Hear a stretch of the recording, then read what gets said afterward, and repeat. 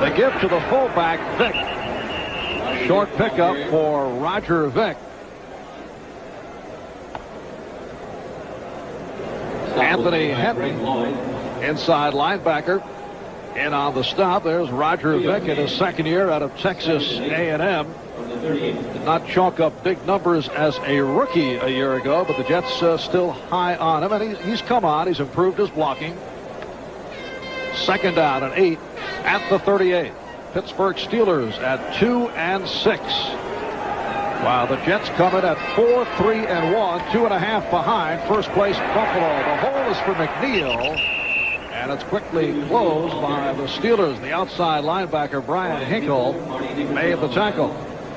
Take a look up the middle now. Now they're in a 3-4 defense, and they brought in some extra players for this. Harper came in, number 84, and just take a look at Hinkle. He's just sitting there waiting. The one thing he didn't want McNeil to do is make a move on him. He had to sit there for a second, but you have to attack the back when he's coming at you.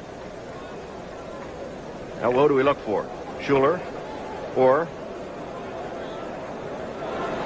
Well, they go double tight end. Yeah, Schuler and Griggs now in the lineup for this third down and 3 at the 43. And it's McNeil on a slant out to the 45-yard line. Hinkle made the stop. The Jets short of the first down.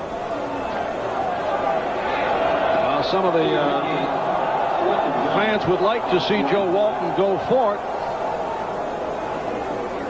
Joe Walton, he's taking a look at the play and going, oh, no, that isn't where I want you to run. I want you to run for a first down. People are booing. They want him to go. It's fourth down and 1 in your own territory. You just don't do it. And Joe Prokop will punt from his 30 to Rod Woodson, who's averaging just under 10 yards per return. Prokop has come on after a slow start. In fact, been very effective hitting punts inside the 20. They ran a fake to Faola, and he picks up the first down. I said you don't go on fourth down from a regular position, Marv. I didn't say anything from punt position. And so the Jets pulling off some chicanery. Is this out of the playbook of Chuck Noll from a week ago? Well, what they do is they just take a look at the lineup of Pittsburgh, knowing that they have the two wide guys are covered by two different defenders. So it just leaves a short spot in the left or the right side of the defensive line, and they just went to the left. The blocking was perfect. It's a 13-yard advance. Newton Faola picking up the first down at the Pittsburgh 42. And O'Brien throwing sideline. 2 in 1 hands. Steelers indicate that they felt he was out of bounds, and he was. So it is incomplete, the coverage from Woodruff. What a great catch by Toon. And the reason they're calling this incomplete is because he doesn't have control of the ball. Now, 1 foot in, the other foot is in, but I'm going to tell you, that's a good catch. That ball is a legal catch, and they may stop this and come back and take a look at it because he did have control of the ball. Let's take another look. All right, look at his left hand. Here's the ball in there. He's got control now. Right foot's in, left foot is in. He has control of the ball. It's a legal catch. No instant replay. They are continuing. Second down and 10 at the 42. Here is Vick trying to turn the corner, and does. Roger Vick with a pretty move along the sideline. You know what makes this play? Not only do the guards pulling, but Al Toon gets a block downfield, and he's the guy that gets Vick around the corner and gets the first down. Watch this block by Toon. He's going to come to the inside. Here comes Toon. Woodson is there. Look at it. He tied up Woodson, and here comes Vick right around to the outside to pick up the first down. Excellent block. You don't have to put the guy down. Just contain him. And Vick picked up 12 yards. This the 10th play of the drive. First down at the Pittsburgh 30-yard line. O'Brien throwing on first down for Toon. Toon looking up into the sun. He was covered by Rod Woodson. Woodson contained Toon right at the line of scrimmage, and because O'Brien had enough time to wait for Toon to get clear, he had him wide open. From the Steelers 30.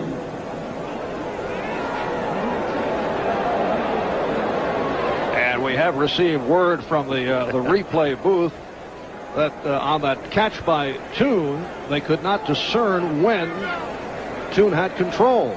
Well, I discerned that he did. So they can have their discern. 2nd and 10 at the 30.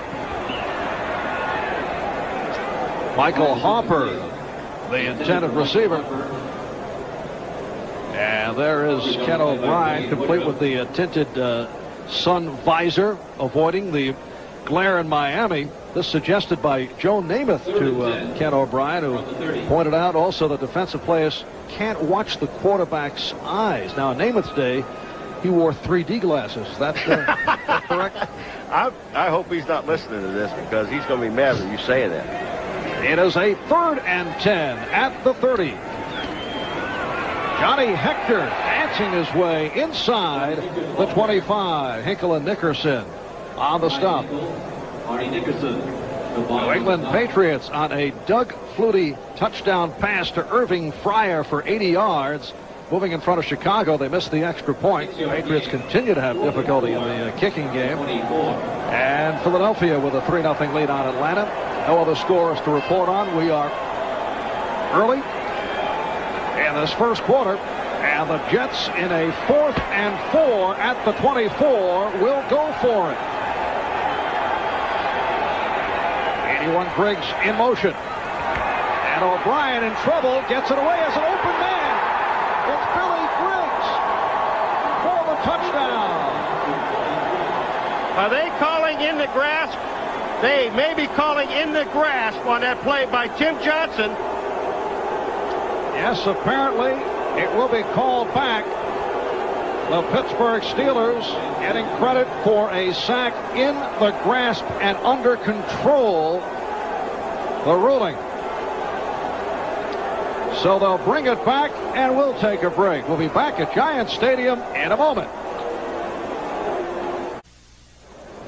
Coming on the left of the screen, you're going to see number 26, Rod Woodson. He's going to try to knock the ball out of O'Brien's hand. Here comes Woodson. Instead of tackling him, which he would have had to sack right here, there's Woodson. He's going to take a swipe at the ball. O'Brien pulls it down. He misses it. It goes by. And then Tim Johnson there has him wrapped up.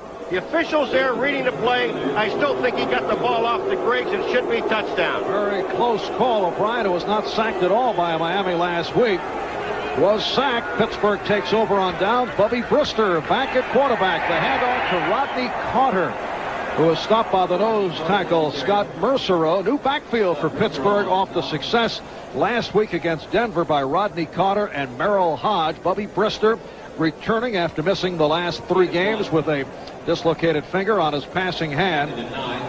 And lots of shuffling on that offensive line. Brian Blankenship remains in at left guard. It was hoped that the injured John Reenstra would be able to return, but he sprained an ankle during the week. So Blankenship still at left guard. 2nd down and 8. Steelers from their 34. No score with 6 minutes gone by. There's an audible. And again to the ground. It's Hodge, and he's stopped, and a penalty marker is down. Tom Baldwin, who has taken over the starting job at left defensive end. On the tackle, the referee, Tom Dooley, indicating the penalty against Pittsburgh. It's a holding call, and the Steelers have been guilty of a host of holding infractions this season.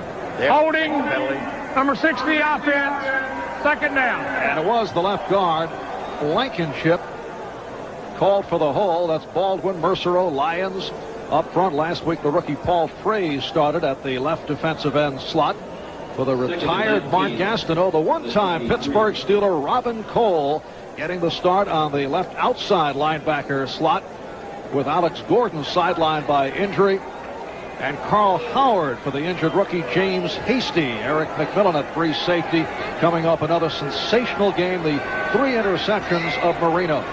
2nd down, 18 from the 24. And Brister fading way back, and then goes incomplete.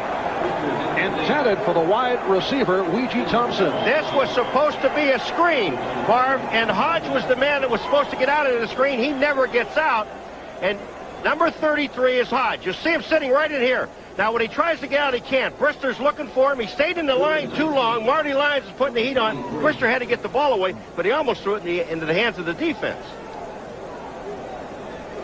3rd down and 18. Lips to the right. And the third receiver, Troy Johnson, joining Lips and Thompson.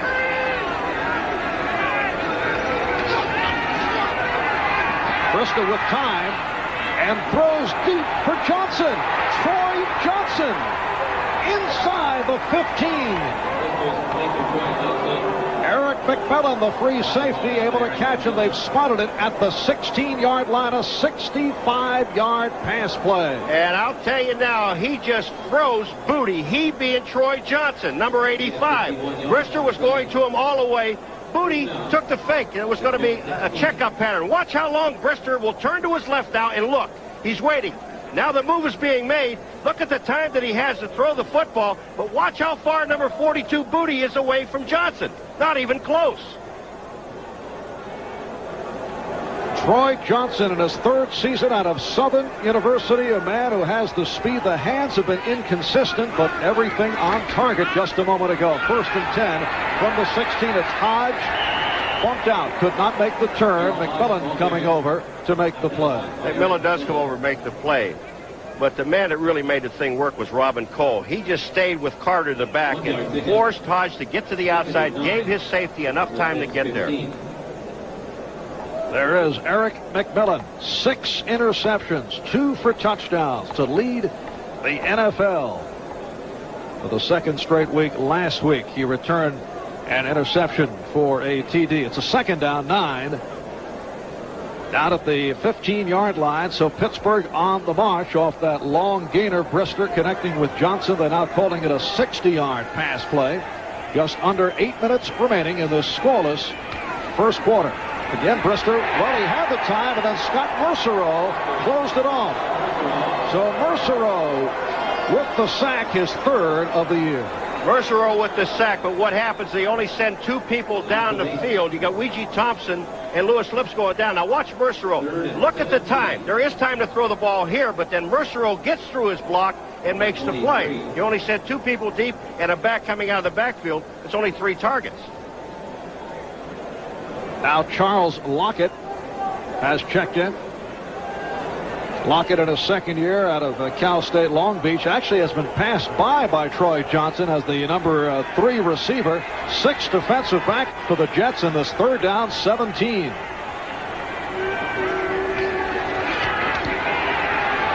And Brister has Hodge, Merrill Hodge inside the 10. Close to the 1st down. Cole and McMillan combined to make the tackle. Cole's man was Hodge. And what happened was Cole stepped up on the fake to Hodge, and then when Hodge came by him, he was just too late getting there. Puts him in field goal range, no 1st down, and that's important. About 1.5 yards shy, and Gary Anderson, who has been on fire, will check in to attempt the field goal. It is a 25-yard attempt. Harry Newsom will hold. Last week against Denver, Anderson hit on all 6 attempts. 21 points in all last week for Anderson, and he's given the Steelers a 3-0 lead. 6.5 remaining in this first quarter. We'll be back here at Giant Stadium in a moment.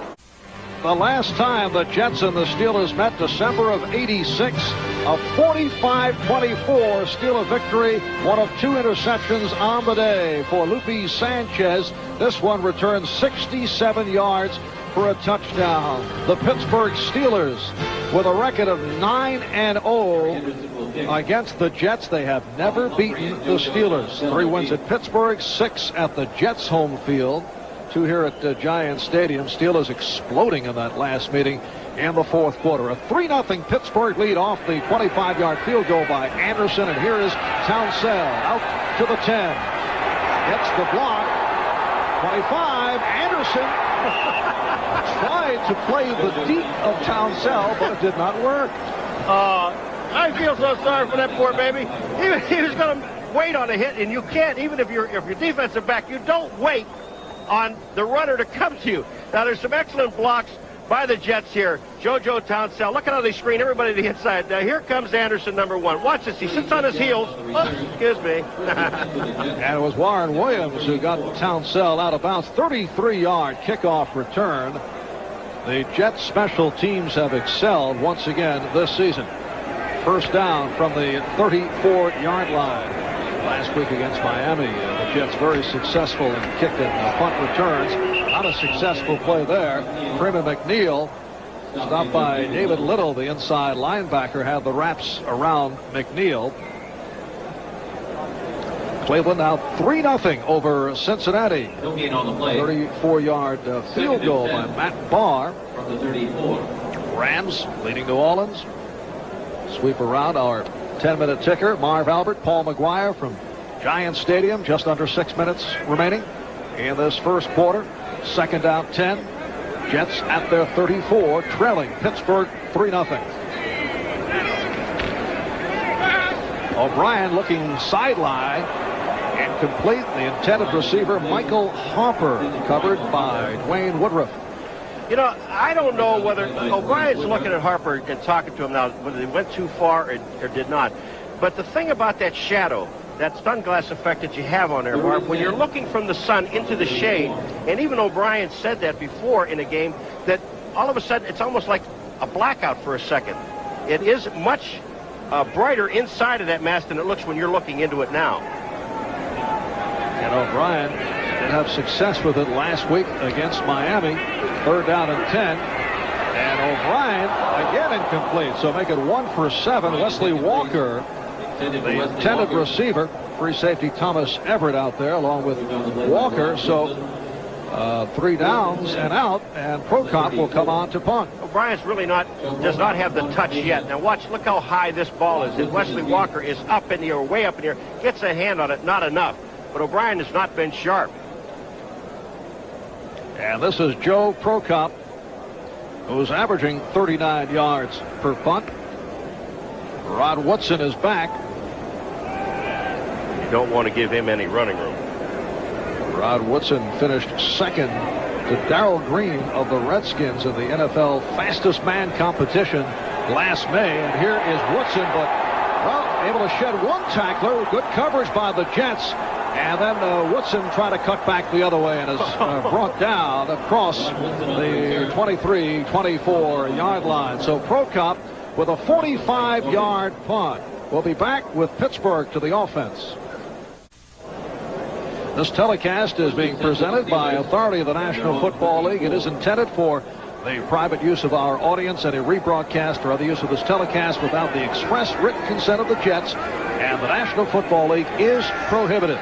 Steelers take over. First down from their 23-yard line. Lewis Lips, the man in motion, again to the ground, and it's Rodney Carter. Now, last week in the victory over Denver, Carter with the big play, only the third play of the game with a burst, and he was untouched as he went 64 yards for the score. Had a terrific day.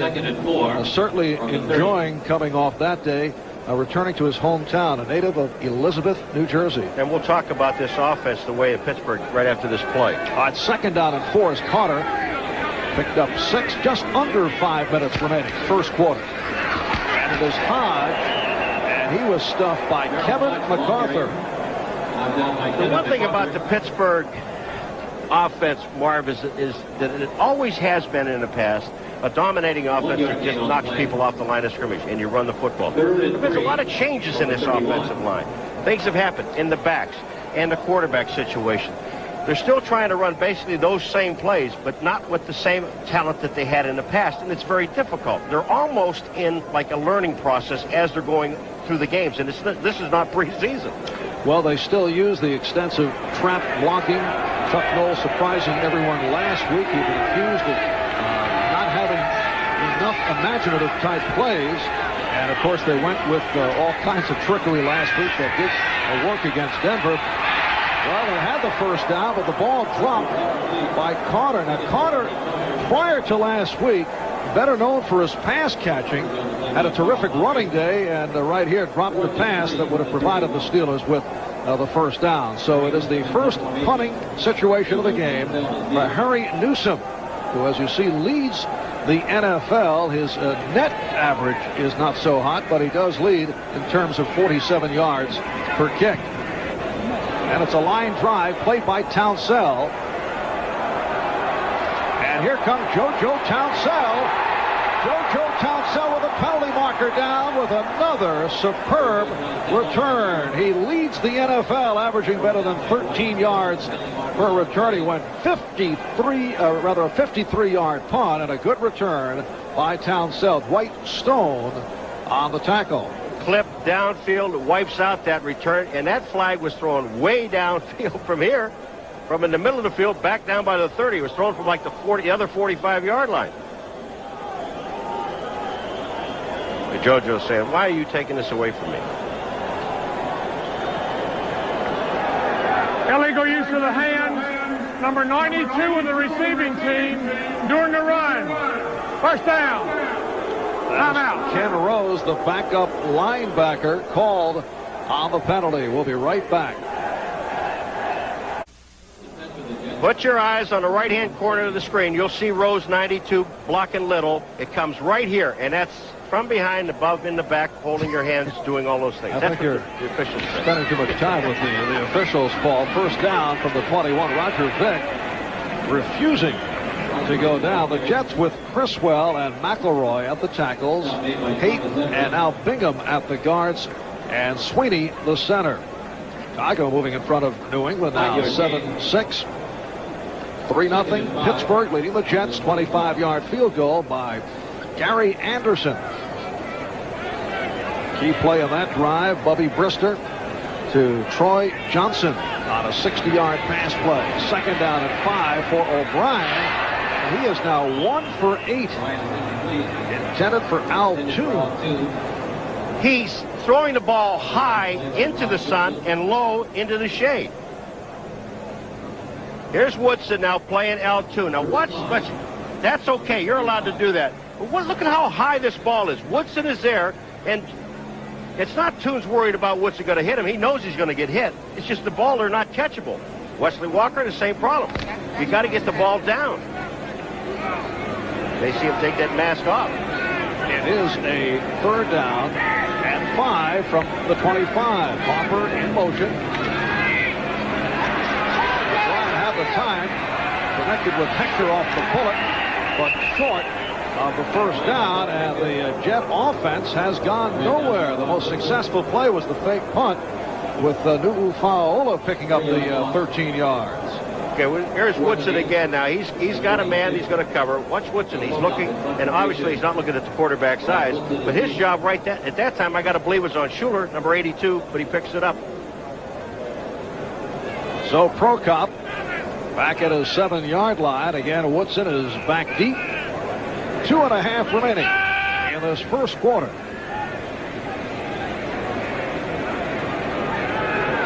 .40-second clock, down to 5 as Prokop gets it away. Fair catch. Short punt. And Pittsburgh will take over. Only a 38-yard punt by Prokop. A reminder to our viewers, we'll be selecting the Budweiser Most Valuable Player for today's game at the conclusion of the game. Bubby Brister and the Pittsburgh offense back on the field. Last week, the Steelers snapped that 6-game losing streak.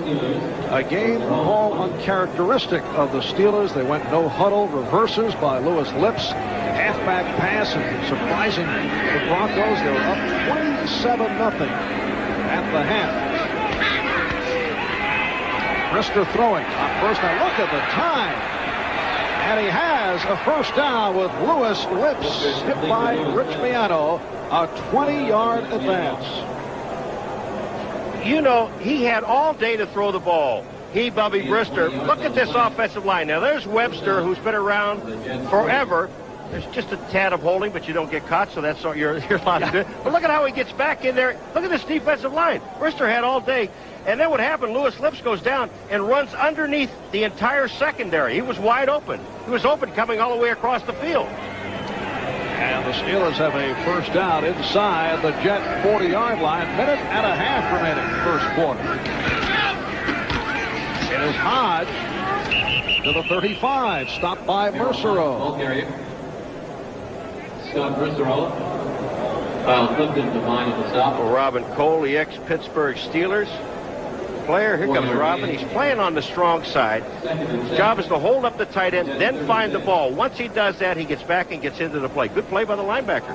Robin Cole, 9-year starter with the Steelers, made it to the Pro Bowl in 1984. Played under Bud Carson in Pittsburgh. And had to wear 2 Pittsburgh Steelers Super Bowl rings. Robin Cole, second down and 7 at the Jet 36.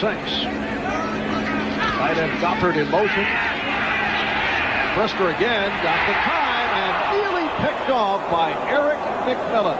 Eric McMillan might have had the old 3 for 3 and break the record because McMillan was out there and it looked like he had touchdown all the way. Brister, this time looking, you can see the shadow, so he's not throwing into the sun. He just waits too long to throw the ball. And watch McMillan step up to the inside. Almost touchdown. And the record you mentioned would be 3 straight games of interceptions for a touchdown. Coming in, he's done it 2 weeks in a row. He did it against Buffalo and did it against Miami. 3rd down and 7 from the 36.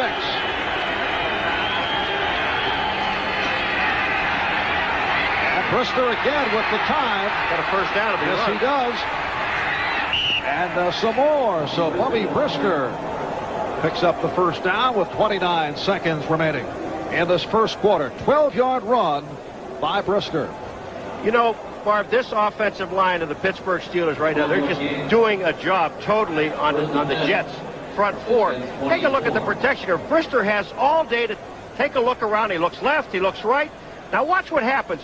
Here's to show you the lighting effect here. Here's Brister running in daylight or in the sunshine. Now watch what happens when he goes out here. He almost disappears. And he's picked up a first down at the Jet 24-yard line. Solid start for Bubby Brister. With the fake on the end around, he's able to find Carter for the touchdown. Lewis Lips came around. They went with the fake, and it paid off. Rodney Carter on a 24-yard touchdown pass play to give the Steelers a 9-0 lead. It is a touchdown, but when you talk about the end around with Lewis Lips, Marv, the block he made on Miano was incredible because Miano was blitzing on the outside, would have had Brister from his blind side, but Lewis Lips does the job. So Pittsburgh again off to the quick start. That's the story last week against Denver. Gary Anderson has made it 192 straight successful extra points, 18 for 18 on the season, and Pittsburgh now in front by the score of 10-0. Due to the offensive line. The offensive line giving Brister all the time in the world to throw the football. Excellent blocking. But the play we're talking about, the thing that really makes this thing work is watch Lips. Watch what happens after the fake. He could go through with the fake, but he saves Brister. Here's the block. Miano is on the ground. Heads-up football by the wide receiver, and here's the result of what happens. See, Brister can't see the backside. Miano goes down. He's got all day. Here's Carter, all by himself. Touchdown. Rodney Carter celebrating his 24th birthday today. Last week against Denver, 11 carries, 105 yards. He had that 64-yard touchdown run. And Bubby Brister off to a terrific start. 4 for 7, 119 yards. Take Lewis out to dinner for saving your life. Gary Anderson will kick. 23 seconds remaining in this first quarter. And they'll have to tee it up again. So we really haven't had a chance to talk about it, but we do have, Marv, 2 of the best field goal kickers in the National Football League on the field today. Gary Anderson of Pittsburgh and the 15-year veteran Pat Leahy of the Jets. Bobby Humphrey will stay right there. And Gary Anderson also doing it with some strong kickoffs, has not allowed a return. So the Jets first down at their 20-yard line. Cleveland still in front of Cincinnati, 3-0. The Rams over New Orleans, 6-0. Chicago taking a 7-6 lead on the New England Patriots. And now Buffalo over Green Bay. Green Bay has come back strong the last couple of weeks, at least defensively. defensively, and also they're starting to learn Lindy Infante's offense. And once they get that down, you know what he did with the Cleveland Browns. Here's McNeil. Picked up a couple on the play. The Jet offense invisible in this first quarter. Nothing happening. You know who made the play, the tackle? Gowdy. The strong safety makes the tackle for a 2-yard gain. 2-yard gain. Second and 8. And that is the end of the first quarter. That's the end of the first quarter. The Steelers 10 and the Jets nothing. Fast start for the Pittsburgh Steelers and quarterback Bubby Brister, all fired up. That following the extra point by Gary Anderson, preceded by the touchdown from Brister to Carter. And Bubby Brister has come back very strong, in particular with those strong remarks he made about 10 days ago. Yeah, but he didn't mean it. He said he was just kidding. That's right, he's kidding. Lashing out at Chuck Noll and pointing out several flaws in the Pittsburgh offensive plan. As we get underway second quarter, Freeman McNeil picking up a first down. Ken O'Brien off to a slow start, completing only his third pass of the day. He's now 3 for 10. 10-yard gain. For 19 yards. Excuse me, he got the matchup that he wanted. He got the linebacker Nickerson on Freeman McNeil. When you get that matchup, you just go to the back. First down for the Jets from their 32. The Steelers 10 and the Jets nothing. 25-yard field goal by Anderson. Touchdown pass, Brister to Carter. And O'Brien with the short pass completing to Hector. Johnny Hector hit down by the inside linebacker Hardy Nickerson. Hardy Nickerson, the man who took over Robin Cole's inside linebacker position. And this time, now you see O'Brien getting good pass protection. He had time to look to the outside and find Hector. Bingham taking the place of Alexander. He's just playing very well. He's got Keith Gary on the line, taking him by himself. Now watch him slip off back to the outside. Excellent play by the guard. Second down and 1. The Jets from their 41. And O'Brien stumbled. A loss on the play. He had to get stepped on by the center. Right is down by Gerald Williams. Sweeney's walking around with his hands out like, what did I do? What did I do? Ball spotted back at the 35-yard line. His right foot, yeah, they step back right on it. And was it Bingham or was it Alexander? I couldn't see. A lot of legs in there. Well, it sets it back to a third down and 7 at the 35. And now O'Brien with a deeper pattern. Hard hit. Wesley Walker, who could not hold on. It's ruled incomplete. The Steelers are looking for a fumble recovery. Lupe Sanchez, the extra defender, making the hit on Walker. Now here again, this ball should have been caught. Great hit by Sanchez, but look at how high the ball is, Marv. Here's Wesley Walker going up in the air, leaving the ground. And we've got to see that from another angle to see if that ball is caught or not. Because Sanchez didn't make any difference. He took it away from him anyhow. And again, Prokop checking in. He will punt from his 20. Minute and a half gone by in the second quarter. Pittsburgh Steelers getting off to the fast start as they did a week ago against Denver. Good hang time by Prokop. And Woodson appeared to misjudge it. And the Jets found it inside the 5-yard line. Rod Woodson was turned around a couple of times as he tried to follow that high punt. We'll be right back. 3-yard punt by Joe Prokop, his longest of the season. And Pittsburgh now first down from their 3 new backfield. Ernest Jackson and Warren Williams in for the first time. The handoff to Jackson. He is stopped and turned back. Now both Jackson and Williams suffering from injured ribs. Darren Williams also, Warren Williams also hampered by an ankle problem. Robin Cole made the stop. They just ran a play there, and they had Ouija Thompson in as the only wide receiver. When they ran the play, Marv, there was one-on-one coverage on the outside on Bobby Humphrey. Now they take Lips in the game. Gothard was going to come out. Lips grabbed him and says, no, maybe we'll see a little fake and go deep to Lewis Lips. Now Rodney Carter is back, 2nd down and 9. A handoff to Jackson.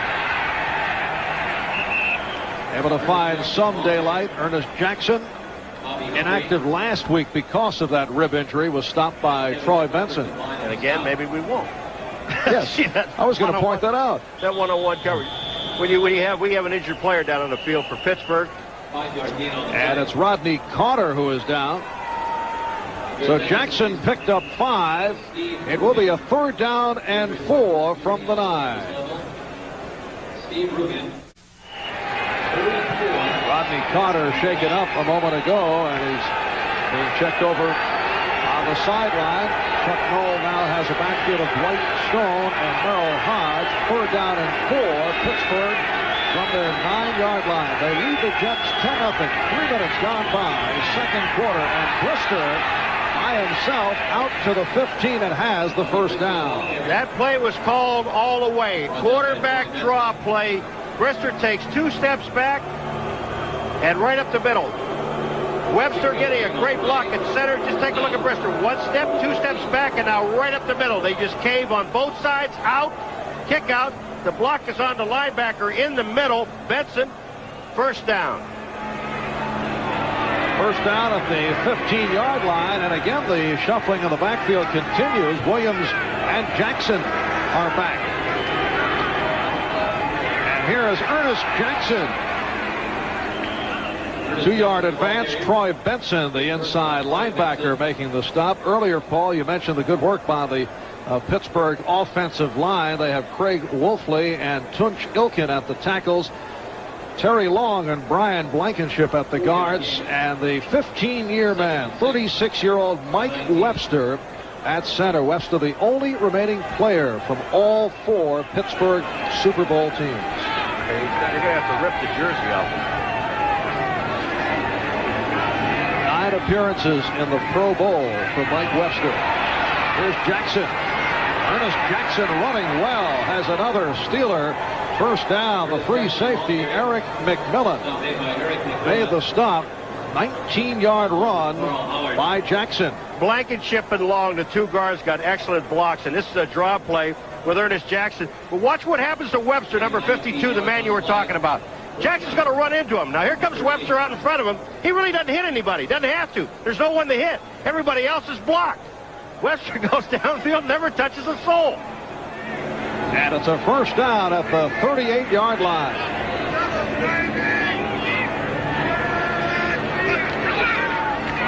And here is Jackson. Or rather, Hodge. Kevin MacArthur made the stop.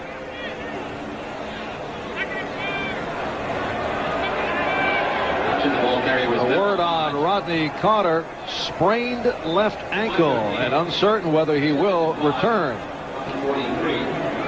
When you have the Pittsburgh Steelers, and the one thing we talked about is not turning the ball over, then all of a sudden you're getting 4, 5, 6 yards on 1st down. It really opens up your offense. Now you can do anything you want. You can run your draws, the screens. 2nd down, 5 from the 43. Here's Williams. And he is stopped by a combination of Lyons and Clifton. Going into today, the Jets with the number 1 AFC defense against the run, but this is where statistics can be tricky because teams have been looking to throw against the Jets. You know, and again, we're looking at defensively. Marty Lyons, 93, Marv. You know what I talked about before? Probably having one of his best years. It's off to a great start. A bounce-back year for sure for Marty. Major question mark at age 31 going into the season. Coming off injuries to both shoulders. Frank Pollard now in the Pittsburgh backfield for this 3rd down and 5. And Brister pulled down. George Radachowski, the extra defensive back, able to come up with the sack of Bubby Brister. 25, Radachowski is actually the dime back or the 6th defensive back that they put in. He's also a safety, and they put him in and rush the safety. As soon as Brister sees him, get down. So Pittsburgh going to the running game, and now forced to punt. Harry Newsom fielding that high snap. And Townsell on the back pedal at his 15, accelerating across the 25-yard line. David Little on the stop, 43-yard punt, and the Jets go back to the offense. All the Pittsburgh Steelers wearing AJR on their uniforms in memory of the late president of the Steelers, Arthur J. Rooney. And Jim Sweeney, native of Pittsburgh, attended the University of Pittsburgh in respect to the late Arthur J. Rooney, also with the AJR initials on his uniform. Freeman McNeil on first down, stopped by the combination of Brian Hinkle and Dwayne Woodruff. Brian Hinkle, the line on the stop.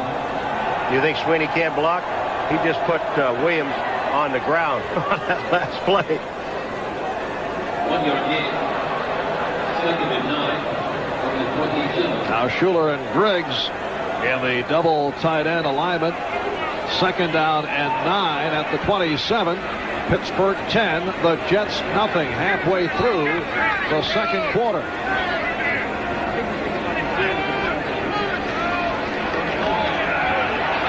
And O'Brien looking for Walker, broke it up. Rod Woodson got a piece of it. Rod Woodson should have had an interception.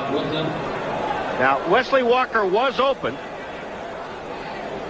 for a time, but Woodson, you talk about timing a play perfectly. Watch him close ground right there, has the interception, but drops the football.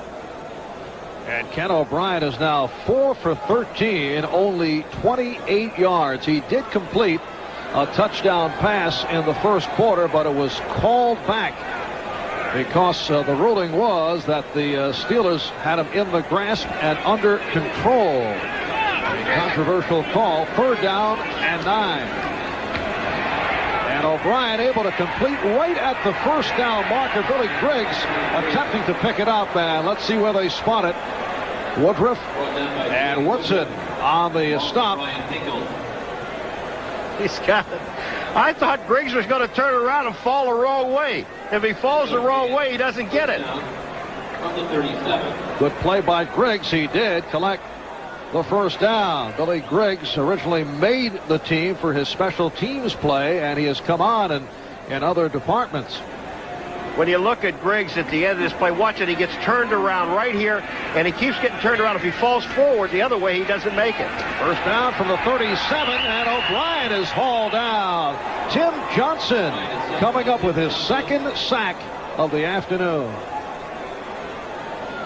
Tim Johnson and O'Brien's going to say, wait a minute, now somebody has to block this guy. And he's the left defensive end, so that's got to be the right tackle, which has to be, I would believe, McElroy. Doug Flutie has thrown another, and you know he is enjoying that, particularly against his good friend Jim McMahon and the Chicago Bears. Buffalo still in front of Green Bay, 7-0. Jets now have a second down and 17 back at their 30. Steelers 10, Jets nothing. O'Brien completing again to Griggs. Nickerson tripped him up, 14-yard pass play. So Billy Griggs again from Ken O'Brien. That's the patience of an experienced quarterback to say, hey, okay, I got second down and 17. If I get at least half of it, we have a shot at third down.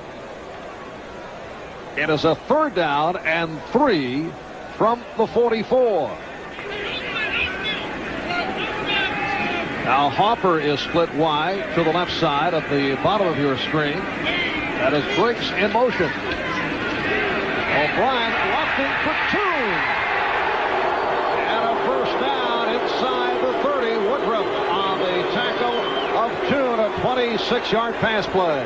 Perfect timing. That's not booing, that's Toon. Woodruff is on him, but the ball's put where Woodruff can't get near it. Watch where Toon goes. A little fake to the outside. He loses Woodruff right there, but this ball is in perfect position to catch it. Right to Toon on the inside. Woodruff has no chance, only to make the tackle. Second catch of the day for Toon, who hauled in 7 against Miami last week. 5 minutes remaining in this first half.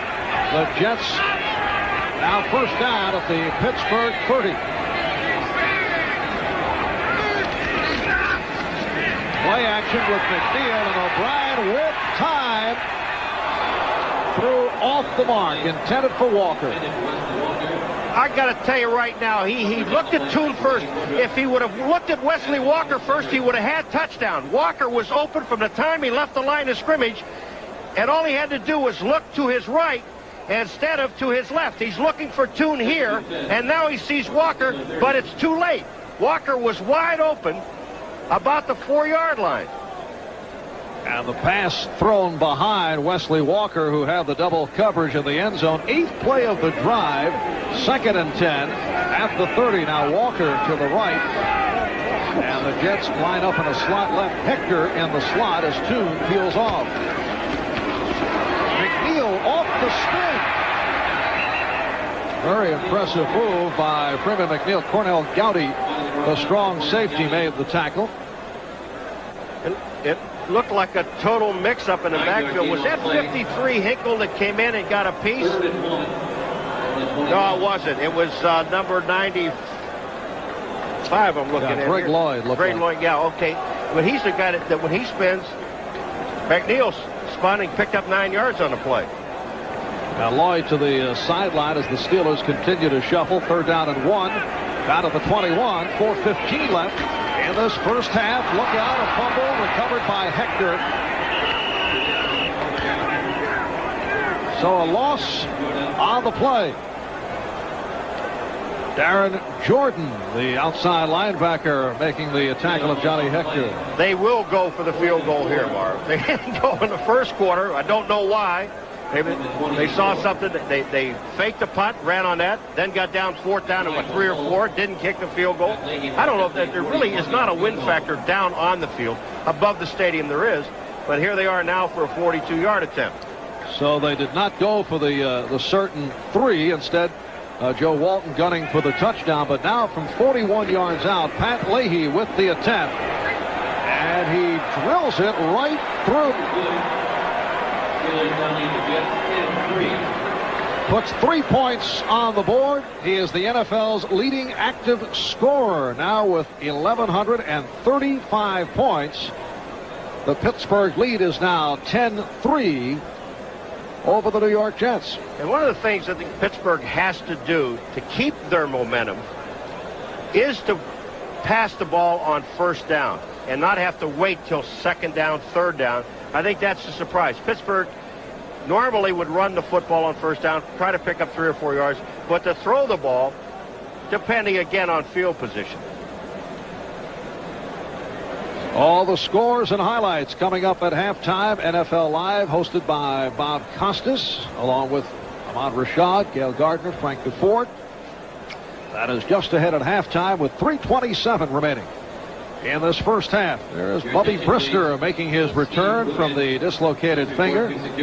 Last week, speaking at a public appearance, Bubby very critical of the Steelers, criticized Pittsburgh for not opening up the offense, for not having enough talent, for lacking a pass rush, for not being aggressive, among other things. And later on, Paul said he was joking. Yes, it was a real knee slapper for Chuck Noll. Yeah, until he got him in his office.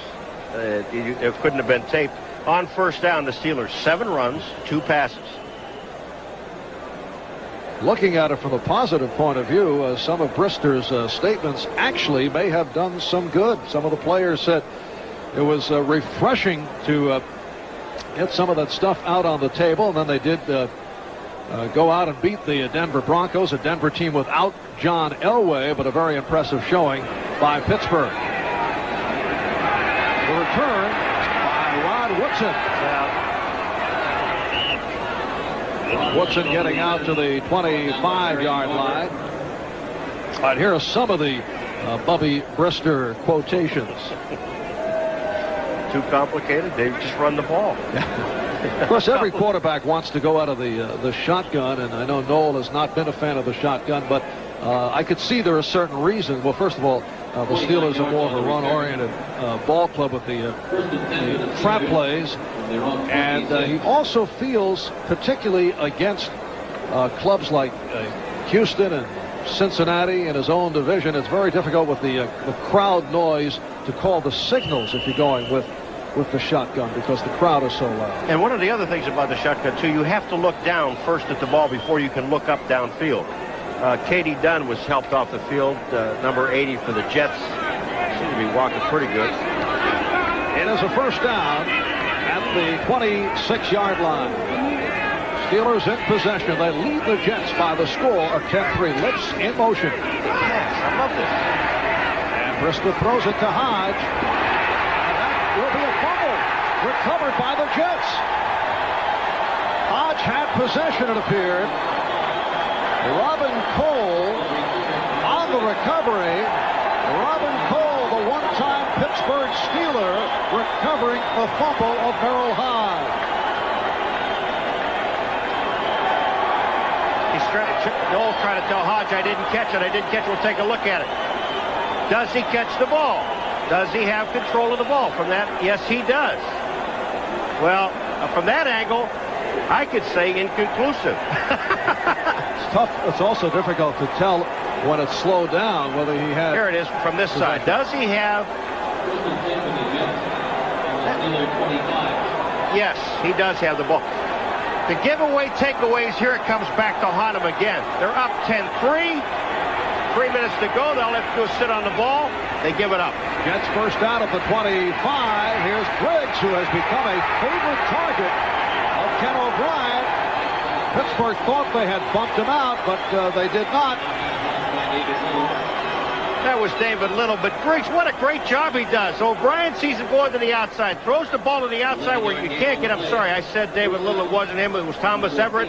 Does not knock him out of bounds. The referee is right there. First down. Coming into today, Griggs had only 10 catches for the season. That is third for the day for 34 yards and a first down inside the 15. Just under 3 minutes remaining in this first half. McNeil stopped by Nickerson, the inside linebacker. Stop made by Marty Nickerson. Well, Cincinnati now jumping in front of Cleveland. 7-3. Rams holding to the 6-0 lead. And look at the New England Patriots. Up and down team throughout the season. Buffalo 7-zip over Green Bay. Second down and 8 now at the 12. McNeil, the lone deep back. That is Walker in motion. And O'Brien hitting the target. Altoon, a very large target at 6'4", 205 pounds. It will be a first and goal for the Jets. He's got Dwayne Woodruff on the outside, one-on-one on Toon. And as soon as he saw this, O'Brien hits him. Watch Toon. He just makes a little move upfield just to hold Woodruff for a second, and there's the play. Woodruff is on him, just too late. 2 minutes remaining in this first half. The Jets on the move. We'll be right back. Ken O'Brien able to succeed with Hardy Nickerson in his face, and O'Brien has turned it around, 2 for his first 9. He is now connected on 7 of his last 9 attempts. Well, what he's doing is he's just throwing the ball where the receivers have the ability to catch it.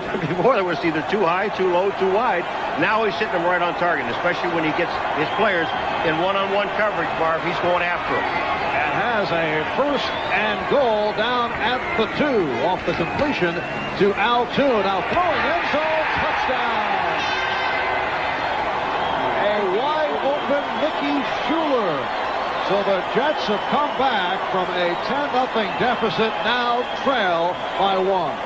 He had actually the option to throw it to 2 different people. He could throw the ball to Schuler, or he could have thrown the ball to Johnny Hector. Pittsburgh read nothing but run. Left Schuler alone in the end zone, and Hector swinging out to the outside was wide open. So Mickey Schuler, who has been bothered by a rib injury, pinched nerve, coming up with his first touchdown of the season. And here is Pat Leahy seeking to tie it at 10.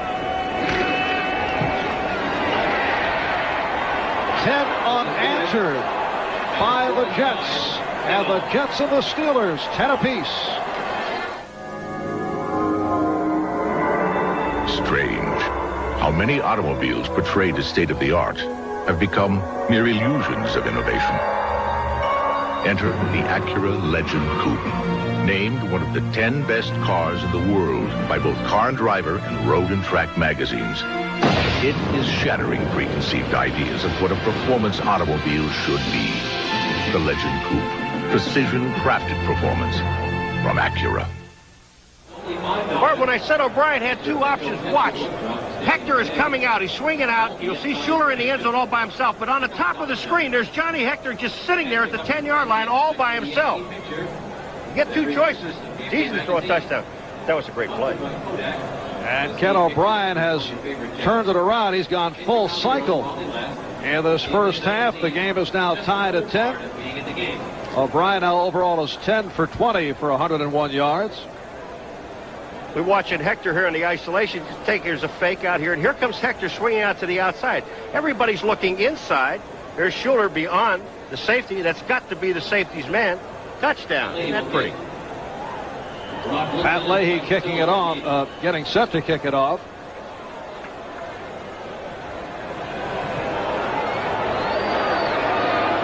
And it's Dwight Stone, and decides to stay right there, undecided.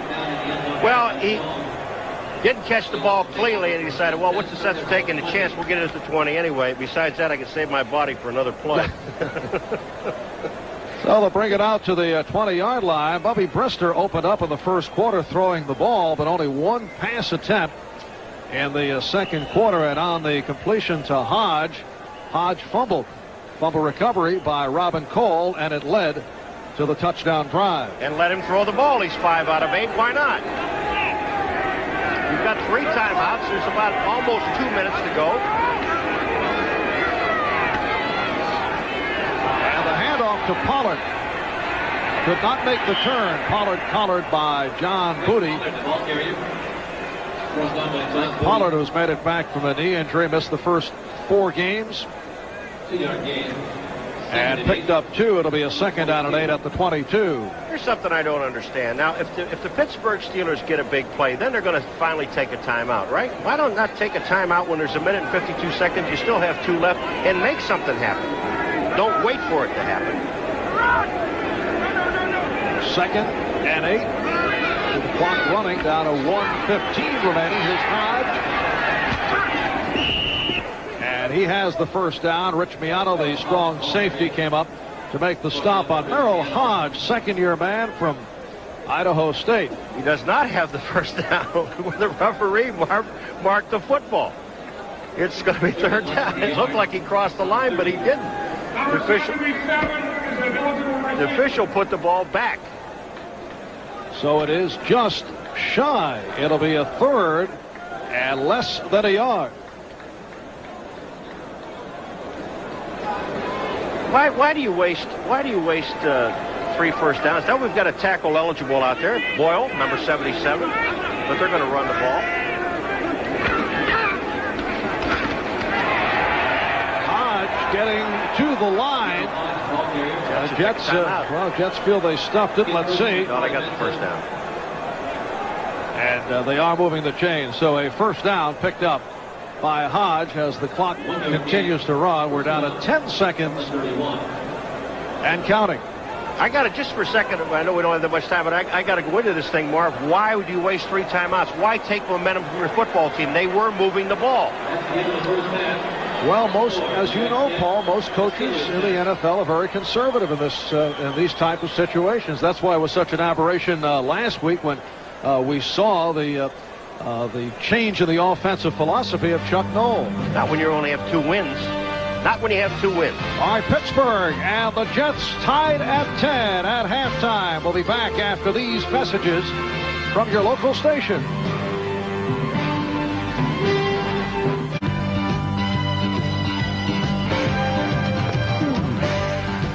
We welcome those of you watching the Steelers-Jets game. Bob Costas along with Ahmad Rashad and Gail Gardner. Elsewhere, about 1:40 to play in the half at Cleveland. And the Browns are in front of the Bengals 10-7. The Browns had a long first drive. The first time they had possession, they settled for a 34-yard bat bar field goal. Then the Bengals had a long drive of their own, and they were stopped on 4th and 1 in Cleveland territory. That preserved a 3-0 lead for the Browns. However, David Fulcher, the monster safety for the Bengals, intercepted a pass by Kozar, ran it in from 16 yards out for a brief 7-3 lead for Cincinnati, and then a long drive followed for the Browns, and it was capped by Tim Manoa's 2-yard touchdown run, and that put Cleveland in front 10-7 with about 1:40 to play until halftime. Ahmad? Well, about a big emotional battle out there. As you said, Cleveland's leading 10-7.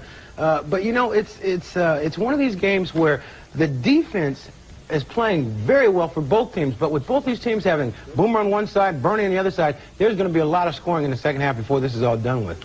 Not too much scoring at the Superdome, but on a pair of Mike Lansford field goals, the Rams are in front of the Saints early, 6-0. LA is 6-2, and the Saints come in at 7-1 with a 7-game winning streak. How about this one in Foxborough? On 3 touchdown passes by Doug Flutie, one of them an 80-yarder to Irving Fryer. The Pats lead the Bears 20-7, and Jim McMahon went out with a strained right knee. It is doubtful that he'll return for the rest of the day.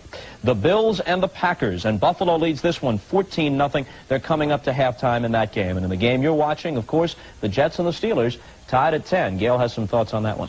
Well, we, of course, spoke with Bubby Brister in the pregame. He is clearly the Steelers' quarterback of the future. He's mobile, he has a strong arm. And it's interesting because we talked about, when you interviewed him, the comments that he made, talking about, to put it nicely, the lack of creativity on the part of the Steelers' offense. Well, regardless, his words seem to have paid off. They were extremely more creative last week. And the one touchdown they scored to Rodney Carter was off a fake reverse to Lewis Lips. So a lot more going on there as far as Chuck Noll is concerned. All right, elsewhere quickly through the other scores. Phoenix and Dallas. In Dallas, looks like a scintillating contest. No score in this one. The best scoring opportunity of the day went by the boards for the Cardinals when they screwed up the snap on an attempted field goal. Miami and Tampa Bay.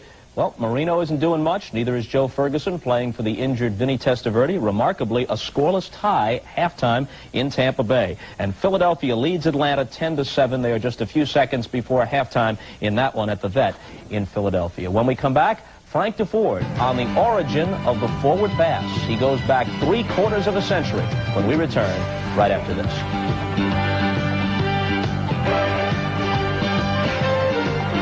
Welcome back to Giant Stadium. Steelers and the Jets are tied at 10. Marv Albert along with Paul Maguire. Pittsburgh jumping in front by the score of 10-0. But the Jets came back. Bubby Brister throwing only one pass in the second quarter. And as it turned out, it was caught by Merrill Hodge and then fumbled. And that led to the tying touchdown. That's the big problem we talked about right at the beginning of the game, the giveaway takeaway. Jets leading the AFC. Pittsburgh last, and here it is. This turns the ball over, gives the Jets the ball in perfect field position at the 25-yard line. He just drops the football trying to run with it.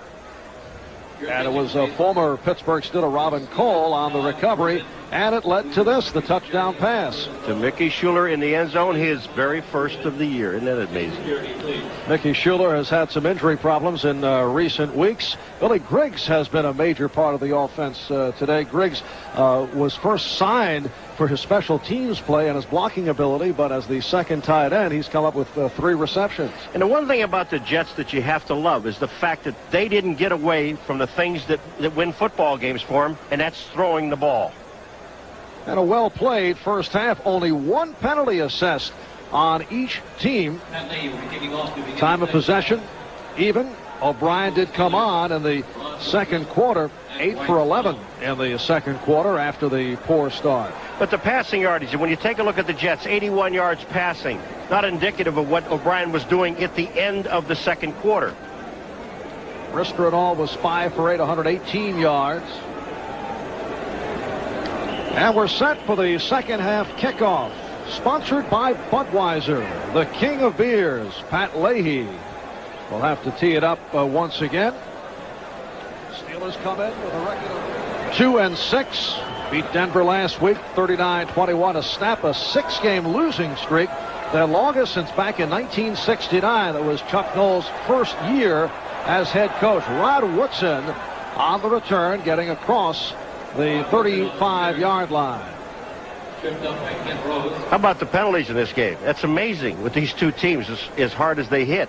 Well, in particular with Pittsburgh, 2 weeks ago against Houston, they were called for 7 offside penalties, 3 offside calls in the same series. Last year, the Jets led the NFL in number of penalties, but both in the middle of the pack. They have not been highly assessed this season. First down at the 39-yard line. Hodge and Williams now in the backfield. It's Williams in motion. Brister to throw on first down.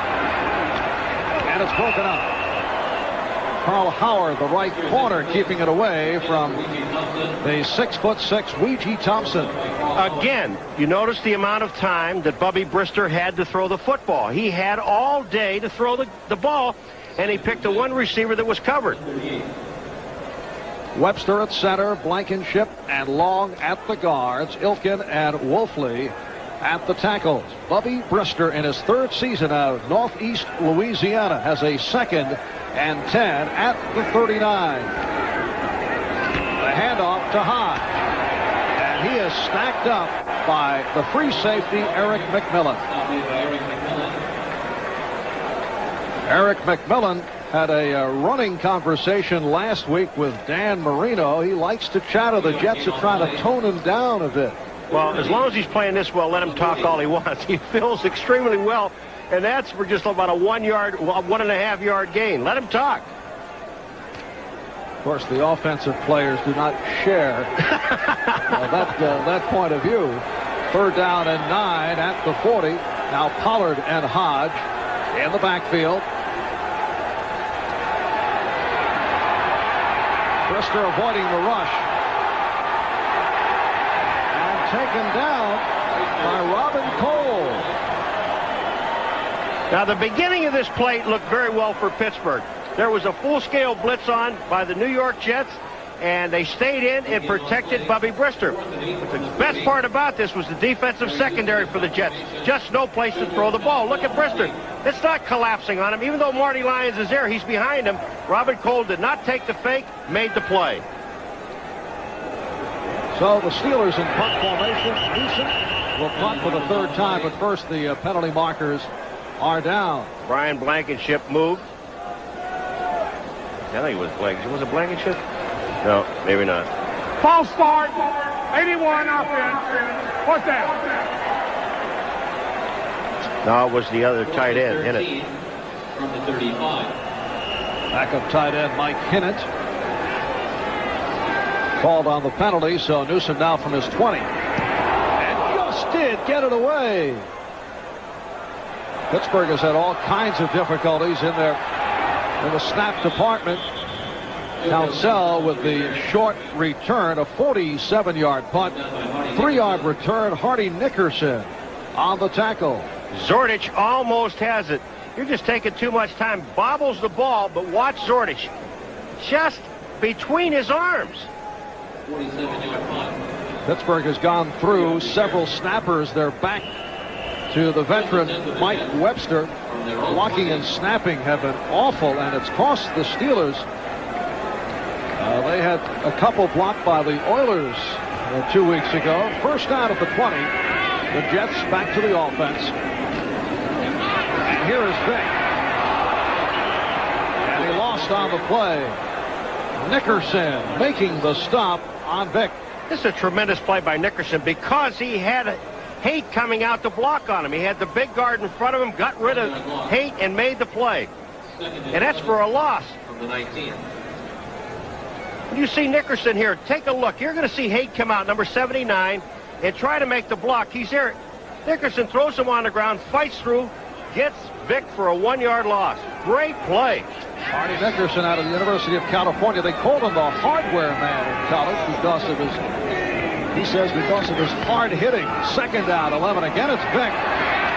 And off the big hole, picked up yardage. Nickerson and Little combining to stop Roger Vick. Well, you know, people get critical of plays like, okay, here are the Jets. They know they can throw the ball. You've got Wesley Walker, you've got Altoon, you've got Schuler. Why aren't you throwing the football? But when a quarterback comes up to the line of scrimmage or something that they're seeing from the press box, showing you a lot more that you can run more than you can pass, you got to take it. You have to audibilize. It is a 3rd and 3 at the 27. O'Brien with a bullet for the first down, and a penalty marker is down. Mickey Schuler with the reception at the 35-yard line. It's an offensive pass interference against Mickey Schuler. You cannot push off the defensive back, and I think it was Woodruff that he pushed, number 49, to make the play because he was wide open. Here comes Schuler off the line of scrimmage here. And now, is it Woodruff? No, it's not Woodruff. It's Gowdy. He just throws him out of the way. You have to avoid, Marv, the question is you have to avoid the defensive back. You can't go running into him and then pushing off. So it sends it back to a 3rd and 13. Ball is back at the 17-yard line. And the Jets now with 4 wideouts: Walker, Harper, Toon, and Townsend. 3.5 gone by. 3rd quarter, the Jets and the Steelers tied at 10. Oh, high snap out of the shotgun, and O'Brien able to complete. No, incomplete. The ball jarred loose. The Steelers are all over it. They feel it might be a fumble on a completion. Delton Hall with that hard hit as we await the signal from the officials. If it's a completed pass, it would be a Steeler recovery. If it's incomplete, it will be Jets 4th down. And you can bet they're going to have to take a look at this one here. Nickerson is the man that came up with the football, number 54.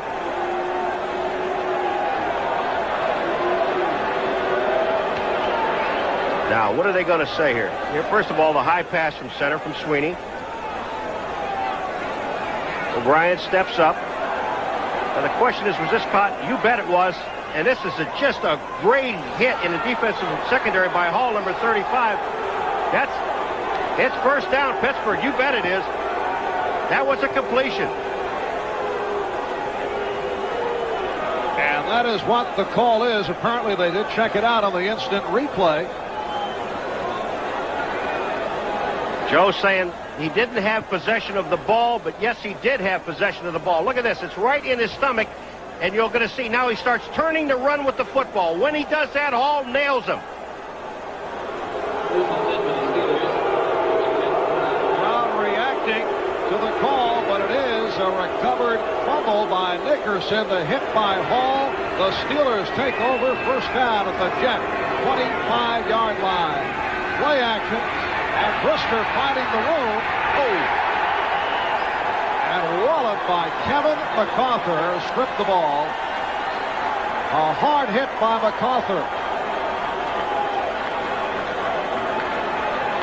Brister had Warren Williams running down the sideline, and he was open right away. Didn't get the ball to him. Saw him too late. Williams, number 42, going down. He's looking right at him. Why he didn't throw it to him, I don't know. But watch MacArthur, number 57, come up. Brister trying to fake him out. MacArthur said, I'm sorry, I'm not taking that. Take this. Loss of 4, 2nd and 14 at the Jet 29. 4th sack of the day credited to the Jets. Play action. And Brister going deep. Intercepted by Eric McMillan. Eric McMillan, who leads the NFL, has picked off his 7th. The rookie from Missouri has done it again. The pass intended for Lewis Lips. Marv, Brister, when he sees this film, he's going to die. Going down the right sideline, number 20, Dwight Stone. If he looks to his right, is absolutely open. No one around. Look at McMillan playing Lips.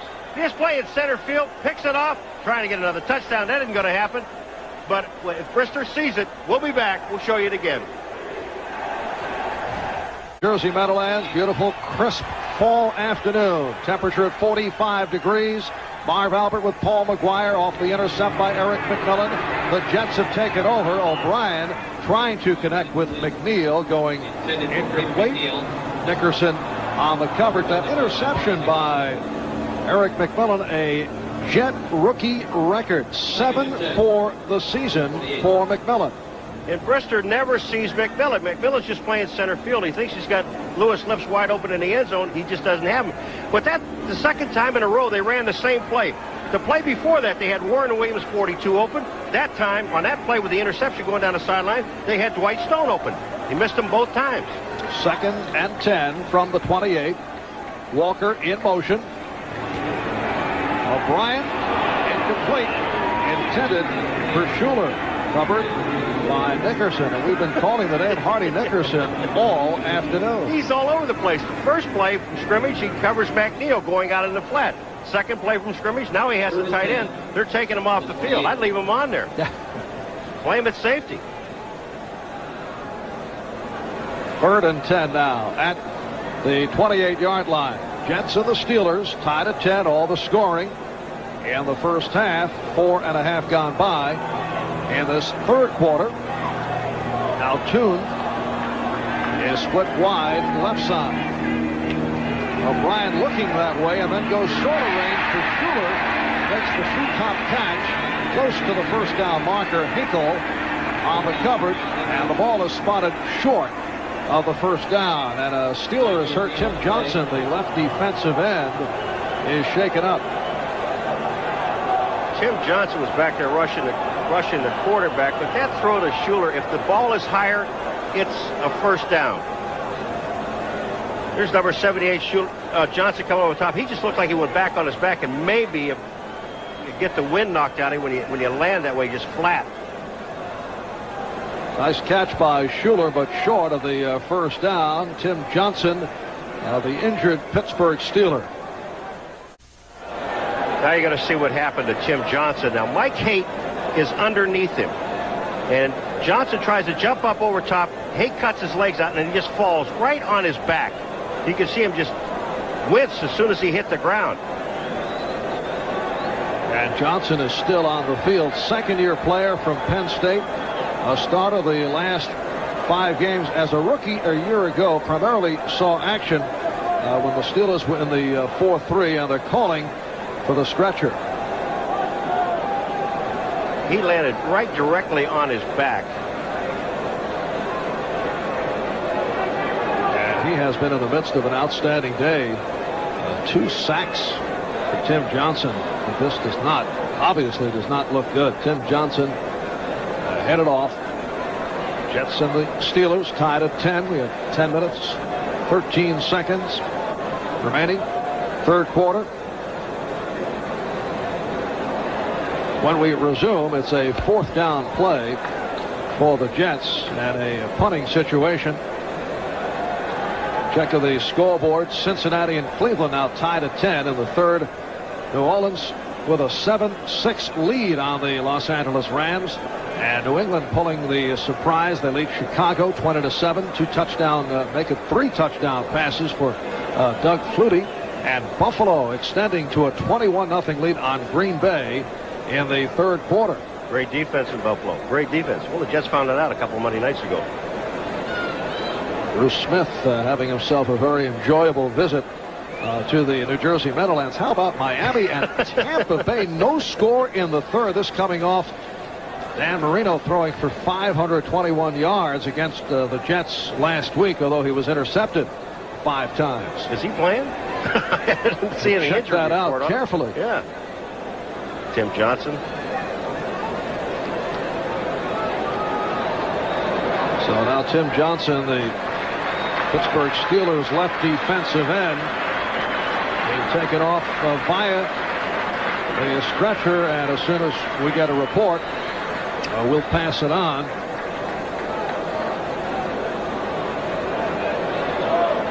And we are set to resume. That last punt by Prokop, a 63-yard career high, had a 60-yard punt back on opening day against New England, but that also helped by a nice roll. Prokop back at his 22, punting to Rod Woodson.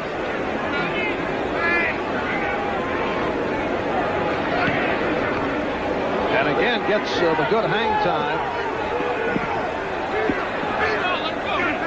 And is down inside the 30-yard line by Mike Zordich. 34-yard punt. And Pittsburgh will return to the offense in a moment. Steelers taking over at their 30-yard line. Jets and Steelers are tied at 10 with 9:44 left in this third quarter from Giant Stadium. 83 Lips in motion. And back to the ground for Warren Williams. Gets up across the 35. Kyle Clifton, who leads the Jets in tackles, combining with Rich Miano to make the stop. Coach Elkin, we're talking about Elkin, who is probably their best lineman. Look at this. The block down. He just cuts down to the inside on Baldwin. And when he cuts down, he just seals everything off inside. Just no chance for anyone. Picks up 7 yards on the play. Beautiful block. Second down and 3 from the 37.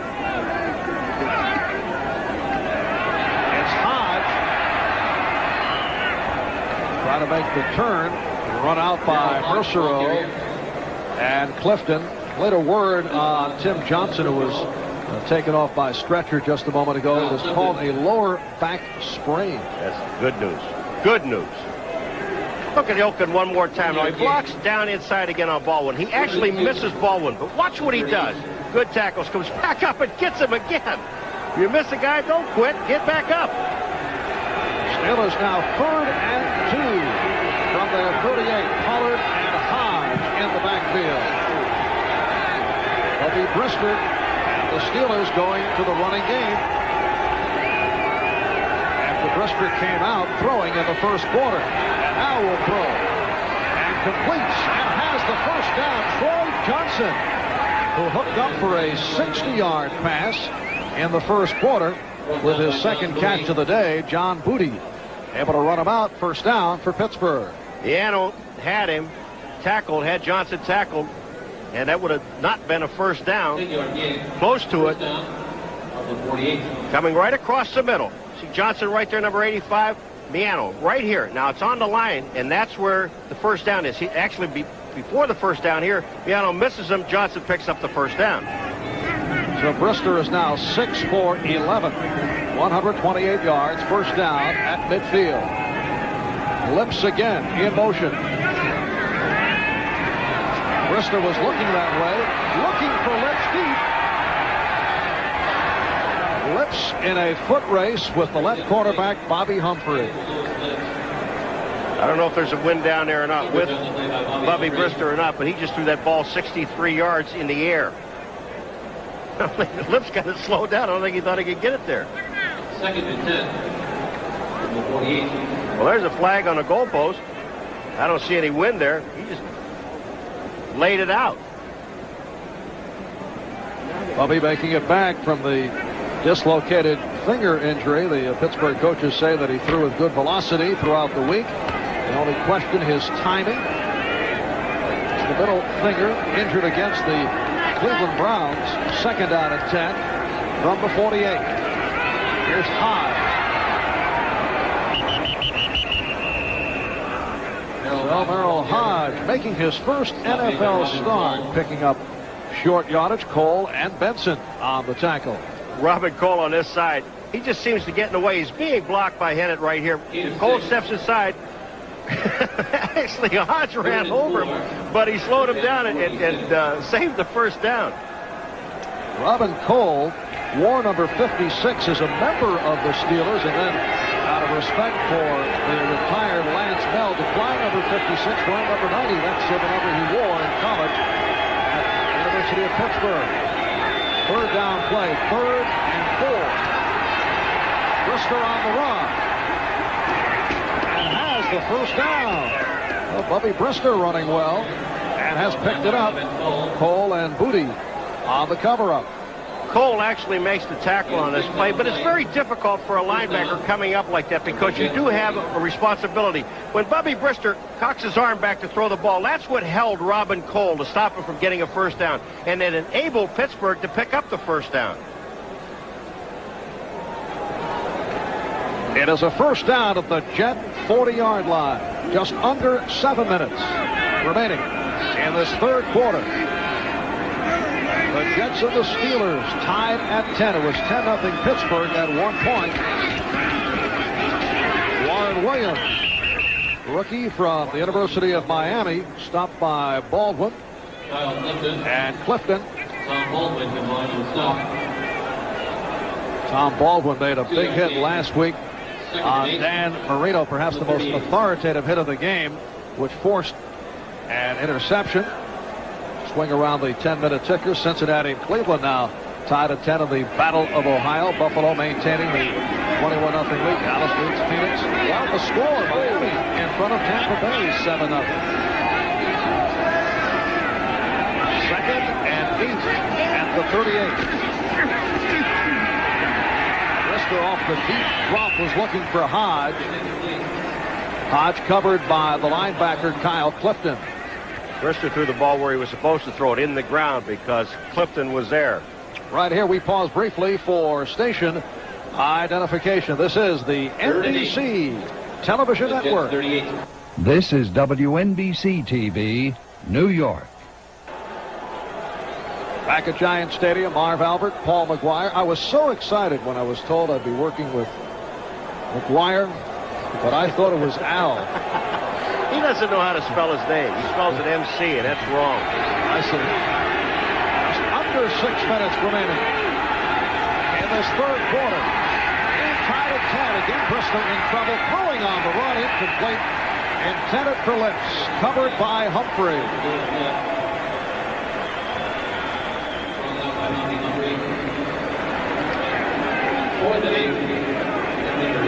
It's been a great challenge all year for Bobby Humphrey. He's a converted wide receiver, and he's got to cover one of the best receivers in football, I think, is Lewis Lipson. He's coming across the field. Look at Humphrey is there. That ball is into the ground. If the ball would have been up a little bit and where he could run into it instead of down in the ground after it, he might have been able to catch it. Here's JoJo Townsell leads the NFL in punt returns. And lets this one from Newsom fly by, so they'll bring it out to the 20-yard line. It has been a non-eventful third quarter with 5 minutes and 40 seconds remaining. 38-yard punt by Newsom. And the Jets take over at their 20-yard line. Newsom's punt that time is the old protect your average punt. We got a flag down on the field. And here's Tom Dooley. Illegal man downfield. Kick. Number 33. Penalty is declined. Time is out. So we'll be back right after these messages. As the Jets go back to the offense, Ken O'Brien still sporting the sun visor, the shield to avoid the glare, the Darth Vader look, wouldn't you say? Yes, isn't it? Paul bringing his own sound effects with him. Like that. McNeil stopped behind the line by the strong safety Cornell Gowdy. Now a look from inside the visor of Ken O'Brien. You can see how clear it is. You know, don't look down below now because that's the bottom part of the mask, but up above it still is clear. And that's not Ken O'Brien. The last time the Jets had the ball down in the same position, they ran the ball twice and then tried to throw on third down. Let's see what happens here. 2nd and 11. Twice. Nothing happened as Johnny Hector was hit for the loss. Greg Lloyd, the outside linebacker, first-year player from Fort Valley State, providing the hit, and so the Jets are pushed back. Jets had the ball at the 20 where you can throw the ball, and O'Brien seems to have started out the second half the same way he started out the first half, by not being on target, throwing the football. And an unproductive second half. This, the Jets' third series. The first one, 3 plays and a fumble, then 3 plays and a punt, and right now it's a third down and 17 back at the 13. Go wide out.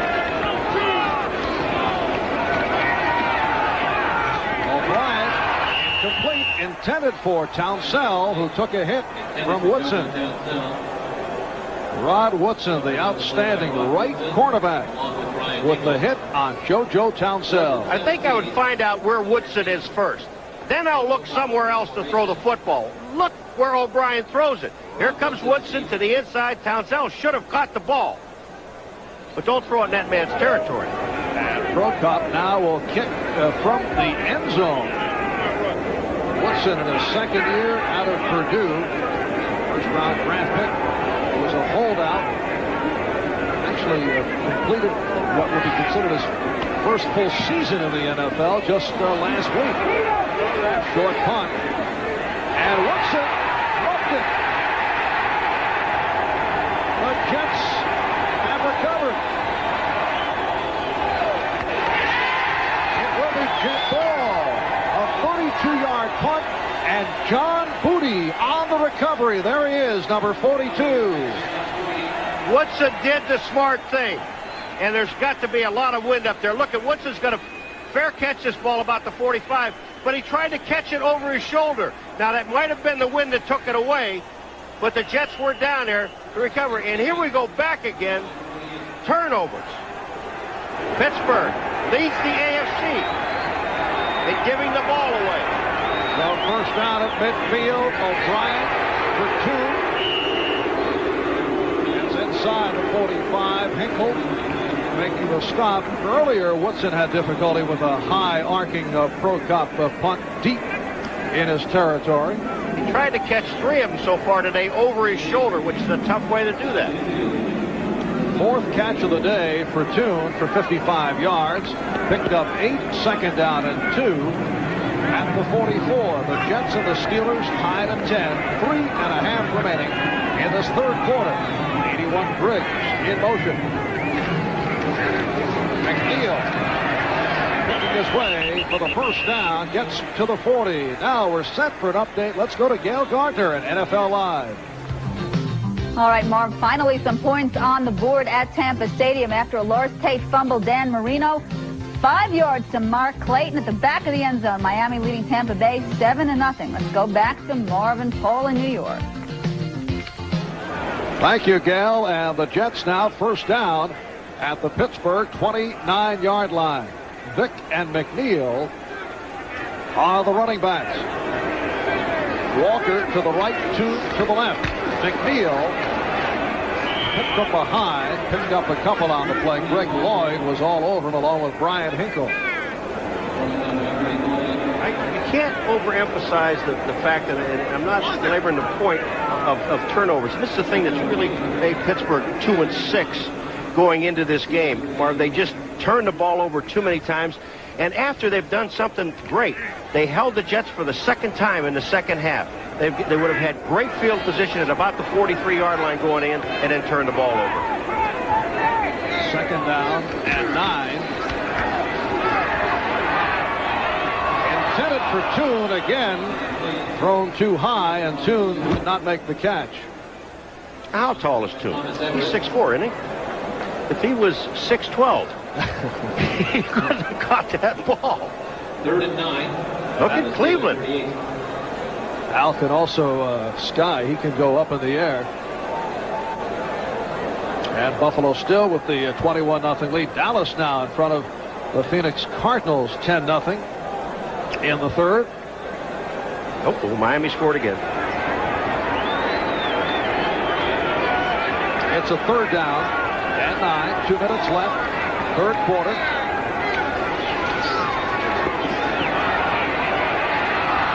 O'Brien underthrew. Pass intended for Hector.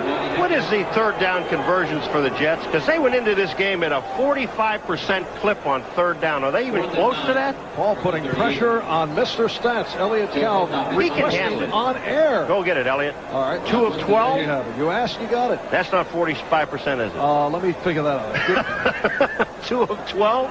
Paul making requests. That's right. I want to make sure everybody up here is on their toes.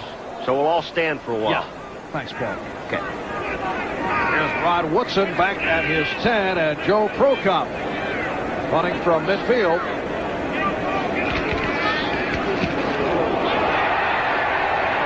Let's see. Yes, there is a flag thrown as the ball bounds to the end zone. Lupe Sanchez making contact with Joe Prokop. 38-yard punt. And this will be a first down. See, they have the option, don't they, of 5 yards? Paul, is a one-time punter. Is this an Academy Award performance by Pro Cop just to make certain, or is he really hurt? No, he gets hit. You know, his legs are split. Now watch, one's almost on the ground, the other one's up in the air, and watch where he gets hit. Yeah, that's real. Okay. That'll hurt you. He had to look and see if the ball, where the ball went before he went down. Maybe it wasn't too bad.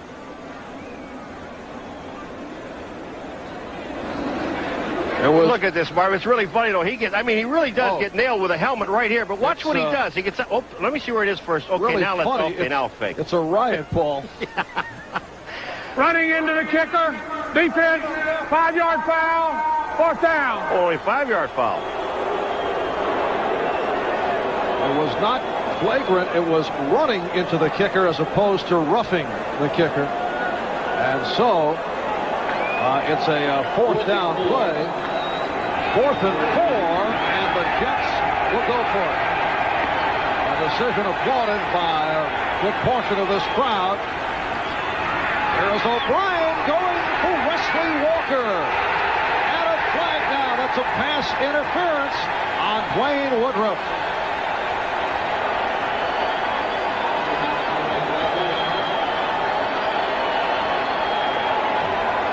Let me just say one thing in defense of Woodruff. This is an excellent call by O'Brien, getting Wesley Walker out there one-on-one. But what actually happens on this play is the ball is underthrown. Woodruff is playing the man.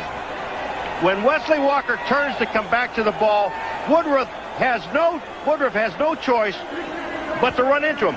Now watch the coverage. Right here, Walker has him beaten. But then Woodruff catches up to him. Now here's the ball underthrown. Walker stops to catch it. Woodruff has no chance at all, and it's going to be pass interference. Excellent call. 32 yards on the penalty. 1st and goal from the 1. So the Jets going for it on the 4th and 4. They went long. Fumble. The Jets coughing it up. And O'Brien, was it O'Brien that got it back? Yes. And O'Brien on the recovery. There was never a handoff, never got the ball.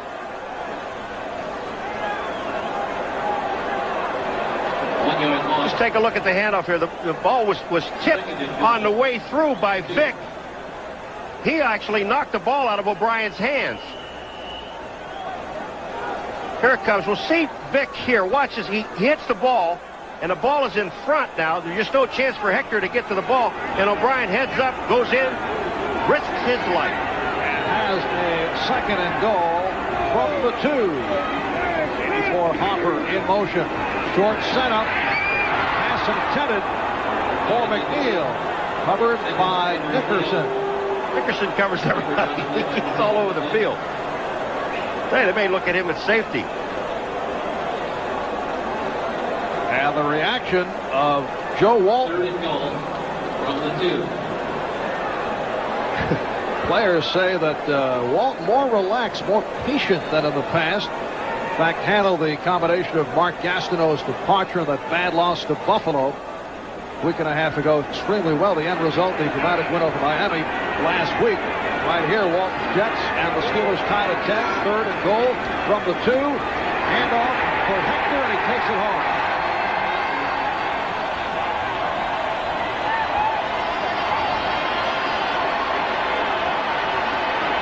Marv, this is an excellent formation because what the Jets did is they put the wide receivers in and spread them out all over the field.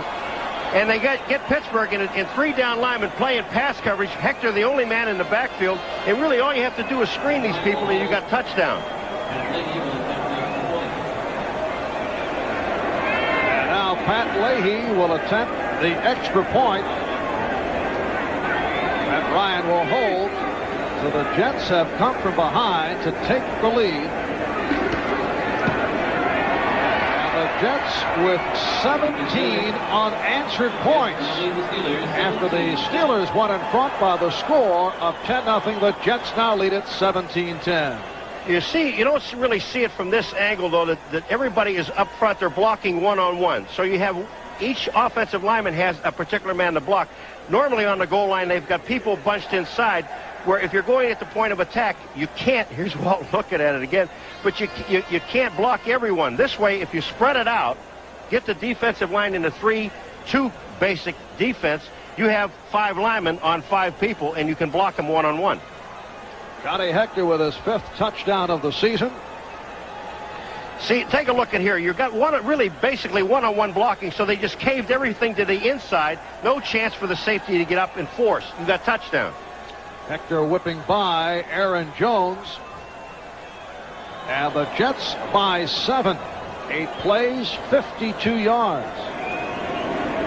And this a drive helped by the interference call against Wayne Woodruff, setting the ball down at the 1. The Jets did fumble, but O'Brien able to recover.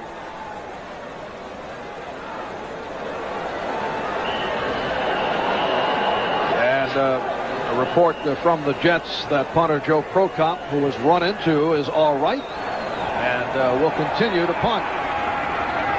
Return by Woodson out to the 35-yard line with 1 minute left in this 3rd quarter. Steve Hammond on the stop. We're also told that nose tackle Scott Mercereau suffered a pulled hamstring, and he has a question mark for the rest of the game. I see Nichols is in there, number 77. First and 10 for the Steelers. They're on 35. Nichols with Baldwin and Lyons. First down at the 35 for Pittsburgh. And Brister again with the time, but could not find a receiver. Oh, what a catch. Was he inbounds? Ouija Thompson with a gorgeous reception. I knew what you were going to say, because Bubby Brister had the whole field to run with the ball. Marv, it looked like he had about 20 yards. You will not see a white shirt in front of him. Nichols wasn't about to be able to catch him, but and a spectacular catch by Ouija Thompson. Both feet in bounds, control of the ball, first down. 26-yard pass play, Thompson's first catch of the day. He's had trouble getting open. Ouija Thompson, who goes 6'6", 216 pounds, has a Steeler first down at the Jet. 39. Here's Hodge accelerating inside the 35-yard line. Merrill Hodge, who had a 94-yard day against Denver a week ago and also accounted for 66 yards in receptions. Baldwin and Clifton made the stop. Hodge picking up 5. It'll be a 2nd down and 5 at the 34. Hodge would have picked up a lot more if Warren Williams would have blocked his man. Williams, the rookie from Miami, a 6th-round draft pick. More playing time. What was Rodney Potter? Sideline, went out in the first half with an injury. And Brister got the time. Incomplete. Intended for Thompson, covered by Howard. Coverage on the play by Carl Howard. Marty Lyons, we're talking about what a great year he's having. Here's a little spin move back and then moving back to the inside, and Wolfley, number 73, just pushes him right on by the play. Brister, had he seen the back Williams, number 42, earlier, but he also had pressure by Lyons. That's why he couldn't see him, but it might have had a touchdown. He's got to start looking at these backs coming out of the backfield, because we saw it before. We saw it in the first half of the game. When you're having your backs coming out of the backfield and really no one's covering him. Only 7 seconds left in the 3rd quarter. 3rd down and 5. And the Steelers have a first down. Hodge on the catch and a penalty marker. Merrill Hodge working his way inside the 25. Radachowski made the tackle. Yeah, well, where are we at? See the thing about the back coming out of the backfield? It's offensive pass interference against Pittsburgh, but when you have a back coming out of the field, you're isolated on the linebacker. That's the ideal situation that you want. Steelers upset with that penalty call as this 3rd quarter has come to an end, and the referee Tom Dooley is marking it off. Lewis Lips in particular. Offensive pass interference, number 83, 3rd down, the quarter is over. And a good reason. The call was against Lips. So at the end of 3, the Jets 17, the Steelers 10. We'll be back after these words from your local station. critical call against the Pittsburgh Steelers. Offensive pass interference against Lewis Lifts, and this call negates a big gain for first down on the completion to Hodge. That's a cheap call, my friend. He looks like he's going down, and all of a sudden his right arm, he pushes off a little bit. Really not enough to affect the play. And Lifts did not care for that call. Instead now, Pittsburgh has a third down and 15 at the Jet 44 as we get started in the fourth quarter. Jets 17, Steelers 10. And Brister goes deep sideline, and it's caught. Beautiful catch. Booty on the coverage of Lockett. Charles Lockett beating John Booty and came up with the reception. Now, you call it pass interference, offensive pass interference on Lips. And these two guys, Lockett and Booty, are banging each other all over the place going down the field. And Lockett has to make a great catch, and they don't call anything on the play. Now, you figure that one out. It's a 28-yard gain. Charles Lockett, second-year man from Cal State Long Beach, who has excellent speed, picking up a first down at the Jet 16.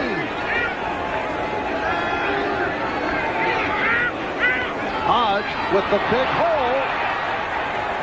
And Hodge has another Steeler first down. Right now, let's get back to Gail Gardner at NFL Live. All right, Marv, in Cleveland, the play of the Browns special teams has kept them ahead in this game. Bengals Scott Fulhage back to punt. Blocked by Frank Minifield. Herm Fontenot picks it up, rolls into the end zone. 2013 Browns. Back to Marv and Paul. All right, Gail, and it's now a first and goal down at the 5-yard line. Excellent blocking by the Steelers to unleash Merrill Hodge. And here is Hodge with a short pickup. Benson, the inside linebacker, on the stop.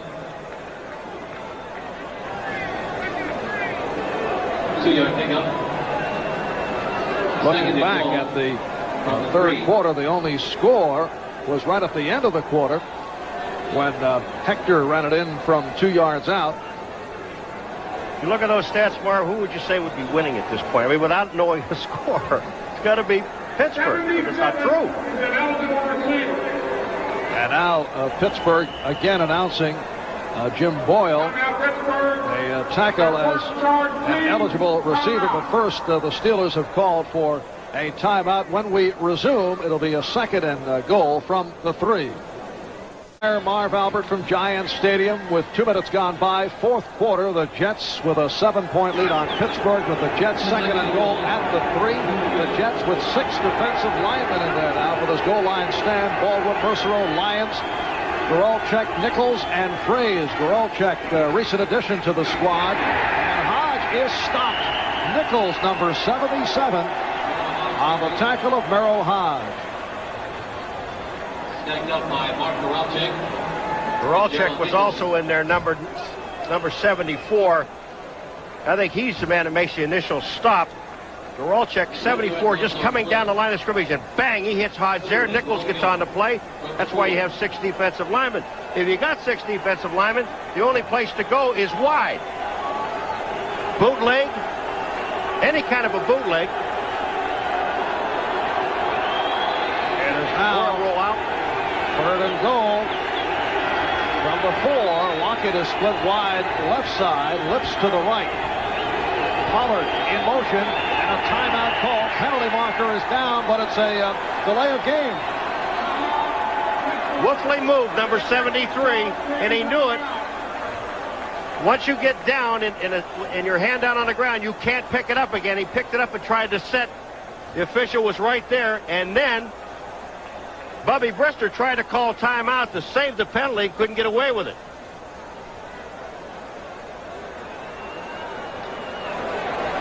Left of your screen, top left, 73. Wolfley's hand is down. Now comes up. Once he does, even though he sets, again, see he's sitting there, there's still a flag. You can't make the movement. Here comes Brister trying to call a timeout to save the penalty. First of all, he moved his foot, Brister did, to get motion by the back, and the back never moved. Disregard the flag, no foul. The timeout was called. He did save it. I saw the 40-second clock go down, plus the flag for the procedure, and he did save the penalty. But the procedure was before he called a timeout. So it will be a 3rd and goal at the 4 as we scan the scoreboard. LA Rams now in front of the New Orleans Saints.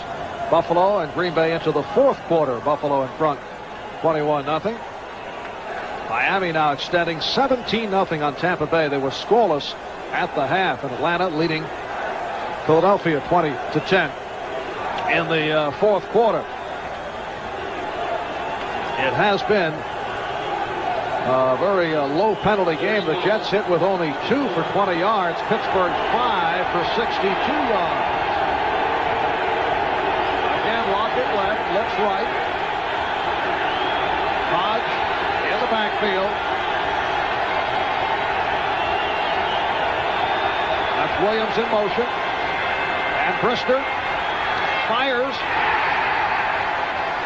Intended for Lips.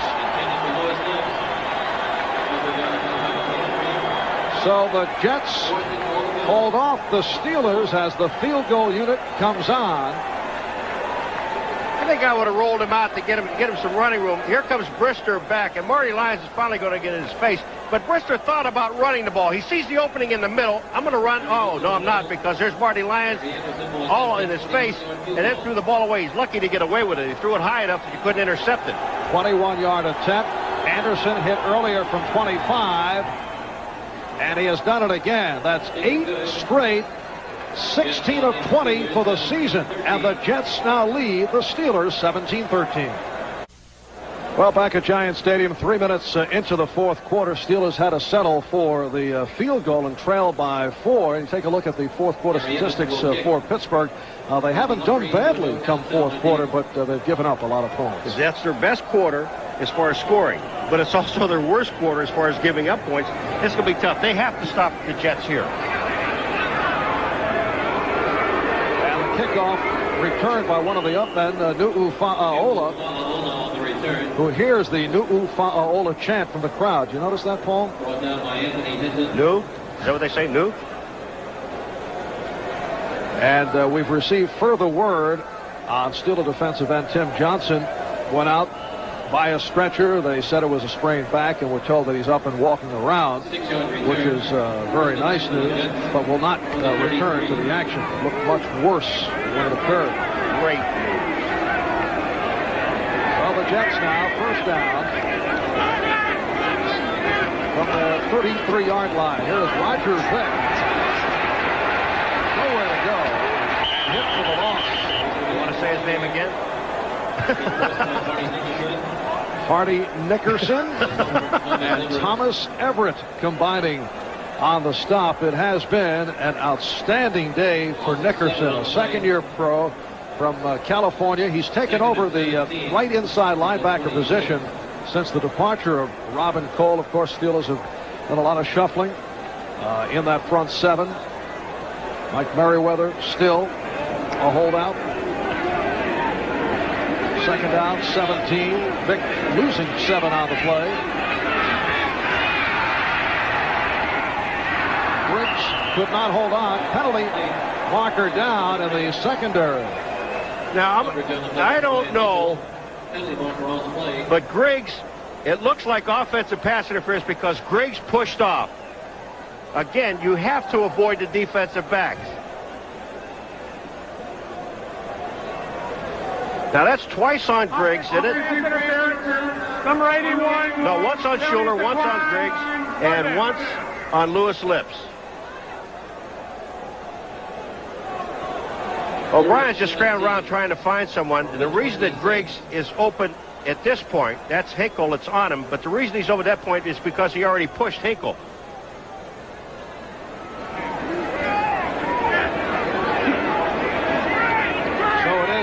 A third and 17 at the 26. 4 minutes gone by. 4th quarter. Ryan with time and fires deep downfield. That was a dangerous dangerous pass he threw in double coverage. Walker nearly came up with it, as did Woodson. Actually, it would have been as good as a punt if Woodson catches the ball and is tackled by Wesley Walker. But Walker almost comes up with the football. Look at it. Woodson misjudges it. It hits Walker in the hands. Sanchez bangs it around a little bit. But if it would have been intercepted and tackled, it was as good as a punt. And here is Prokop. Better. And Woodson had problems. And Woodson comes into today, as we mentioned earlier, as the Steelers' most valuable player, both as a cornerback and as a return man, but he has had his difficulties here today. Marion Barber made the stop. A reminder, next Sunday, right here on NBC, starting at 12:30 Eastern with NFL Live. Slate of games, including Miami at New England. Pittsburgh will play the Bengals in Cincinnati. The Jets will be at Indianapolis. Kansas City at Denver. Buffalo at Seattle. Check local listings for the game and time in your area. Steelers first down from the 31. Hodge trying the left side. Clifton and MacArthur combining on the stop. Picked up 3. It'll be a second down and 7. 57 MacArthur. Kevin MacArthur coming down. He takes on the back Williams and then moves back to the inside. Clifton, 59, holds up the play, but MacArthur gets away from the back and makes the play, holds it to a 2-yard gain. Kevin MacArthur also playing with the sun visor. A popular item. Well, you get your finger stuck in your eye enough times, you'll learn.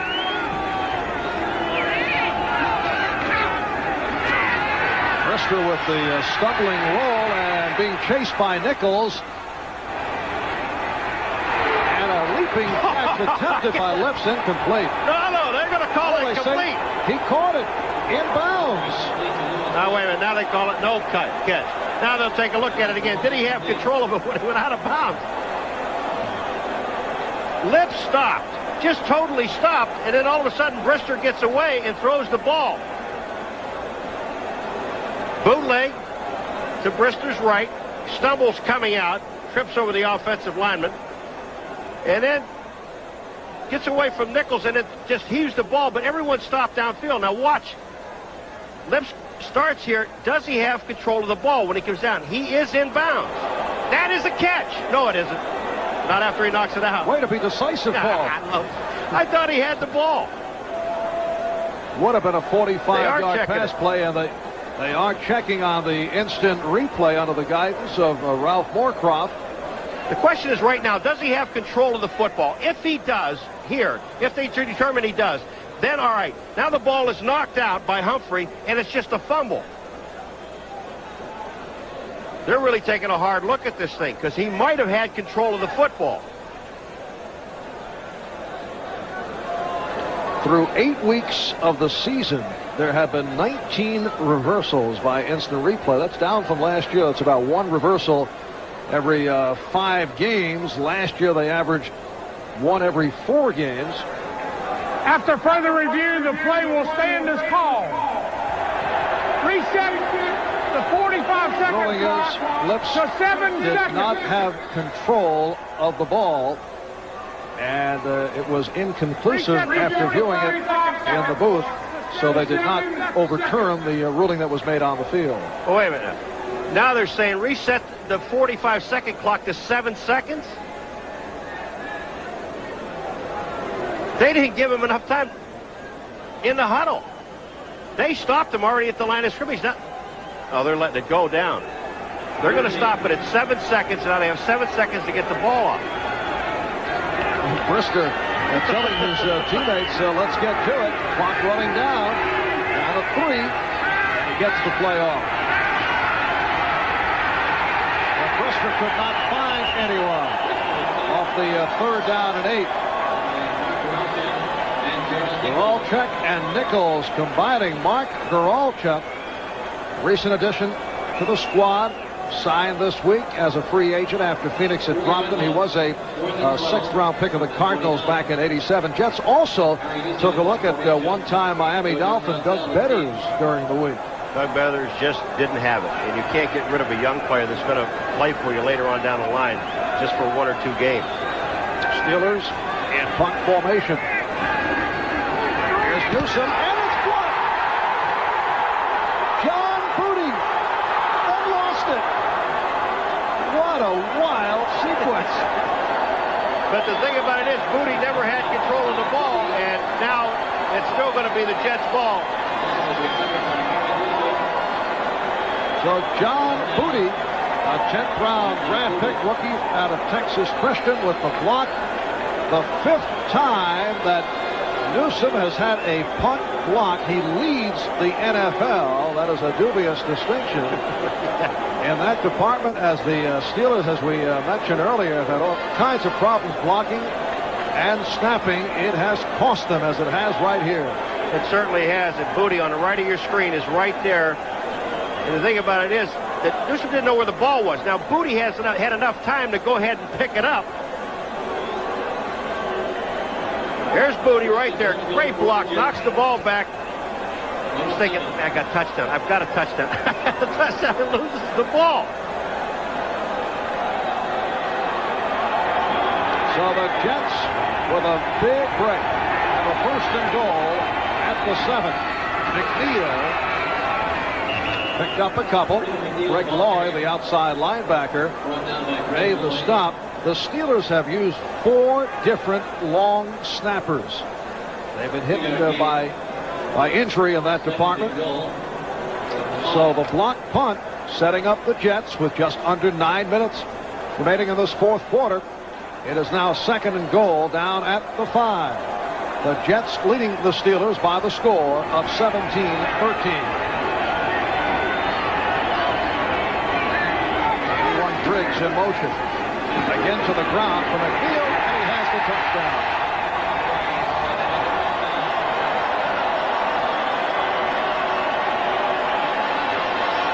So the Pittsburgh Steelers will be rerunning that block punt over and over during the course of the week, as it has led to the Jets extending to a 10-point lead.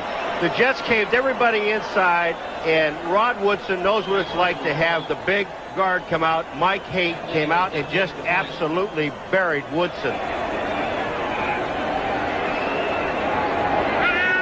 The Jets taking advantage of another Pittsburgh turnover. Here is Pat Leahy. And the Jets now lead it 24-13. 79. Mike Haight's going to come right down the line of scrimmage and just buries Woodson right here. Look at Woodson on his back. They caved everything to the inside. Touchdown.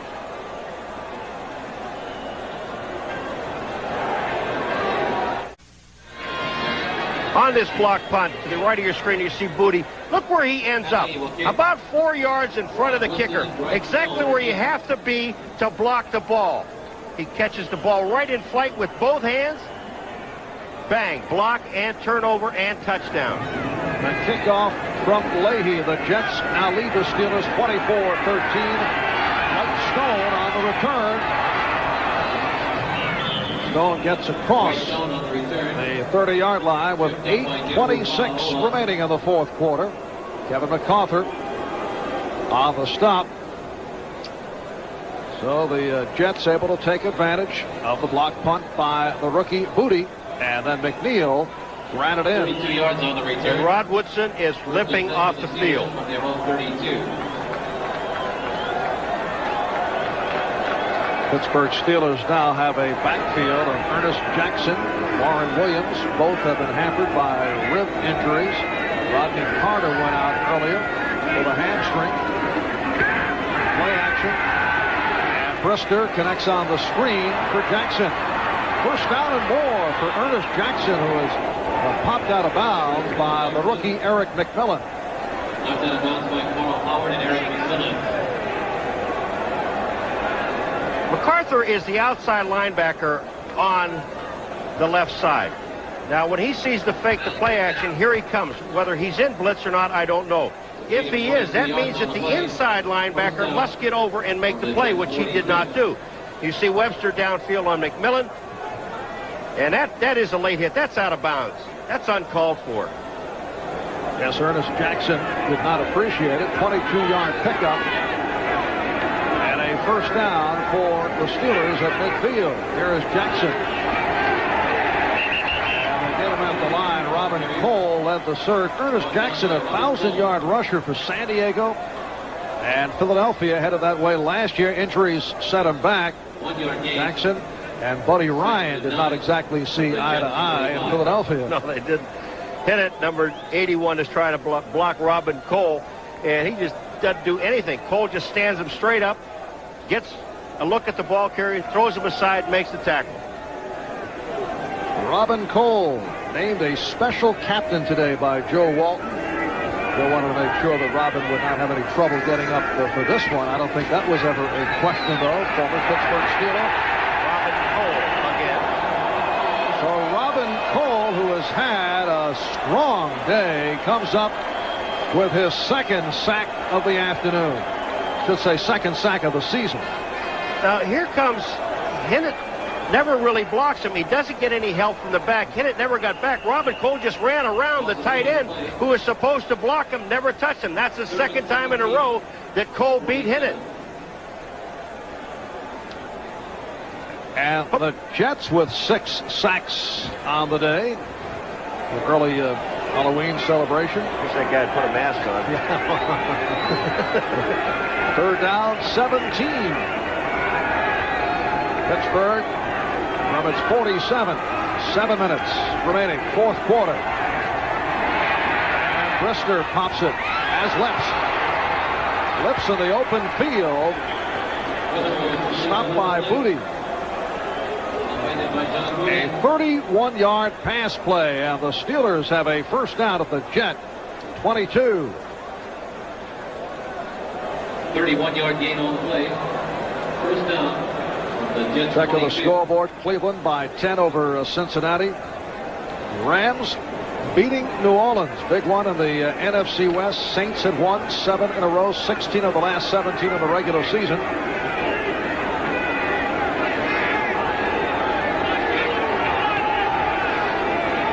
6:15 left in the fourth quarter. Brister chased by Benson and Baldwin and had nowhere to go. Just seems like every time that Brister is flushed out of that pocket and he starts to roll, the guy that's standing there is number 90, Robin Cole, and he keeps doing that pump fake, and Cole didn't take it. He's just sitting there waiting. I'll give you 4 or 5 yards, but you won't get a first down or a touchdown. So it is a 2nd and 5 at the 17. White and Stone now checking in. He and Ernest Jackson are the running backs.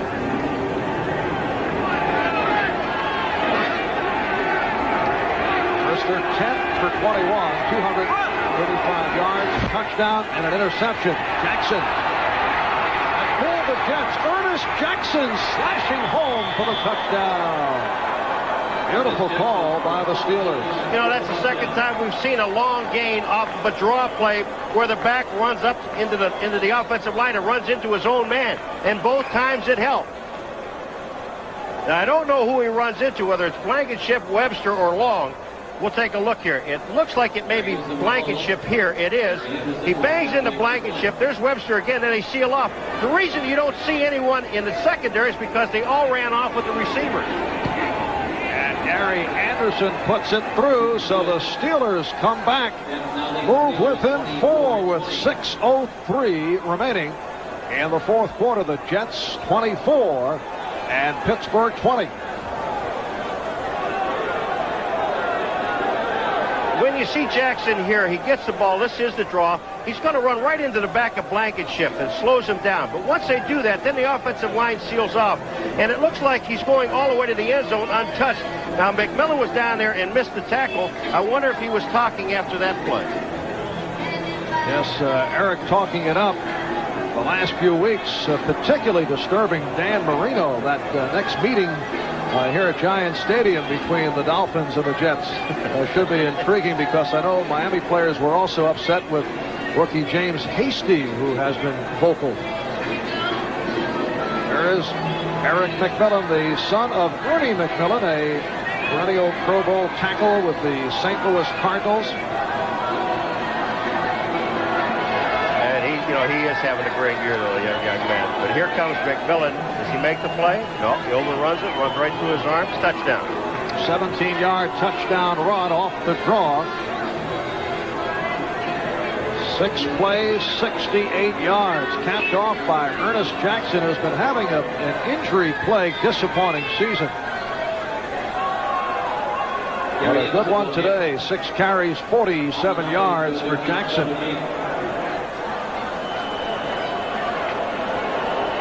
Harry Anderson will kick it off. Onside kick. No. Went to the shift. Bobby Humphrey on the return. Across the 20-yard line. Stopped by Warren Williams.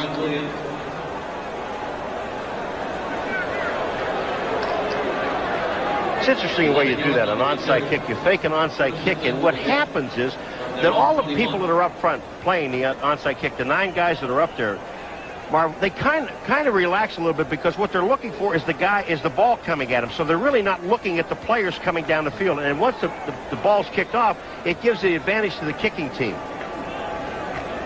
And the Jets start from across their 20-yard line. The backfield of Freeman McNeil and Roger Vick. Walker in motion. Walker has not caught a pass today. Here's McNeil. Running it across the 25. The strong safety Cornell Gowdy made the stop. I saw Woodson walking off the field, but he is fine. He's back out on the field. It might have been just a cramp. One problem that Pittsburgh is going to have, if they hold the Jets, is the fact that they only have 1 timeout left. Actually, they have 2. They have the 2-minute warning working for them. Jets now 2nd down, 6 at the 25. Tunis to the right. Now Harper at the near side, and he goes in motion. McNeil. Jets looking to hold on to the ball using the clock. Clock is running, coming up on 5 minutes left in the 4th quarter as the Jets pick up the first down. Now let's take a look at Nickerson now. We've been talking about him all day long, and finally he got bucked. Look at Schuler. What a great position block. Gets the block on Nickerson, and down he goes. First down. Rod Woodson is limping.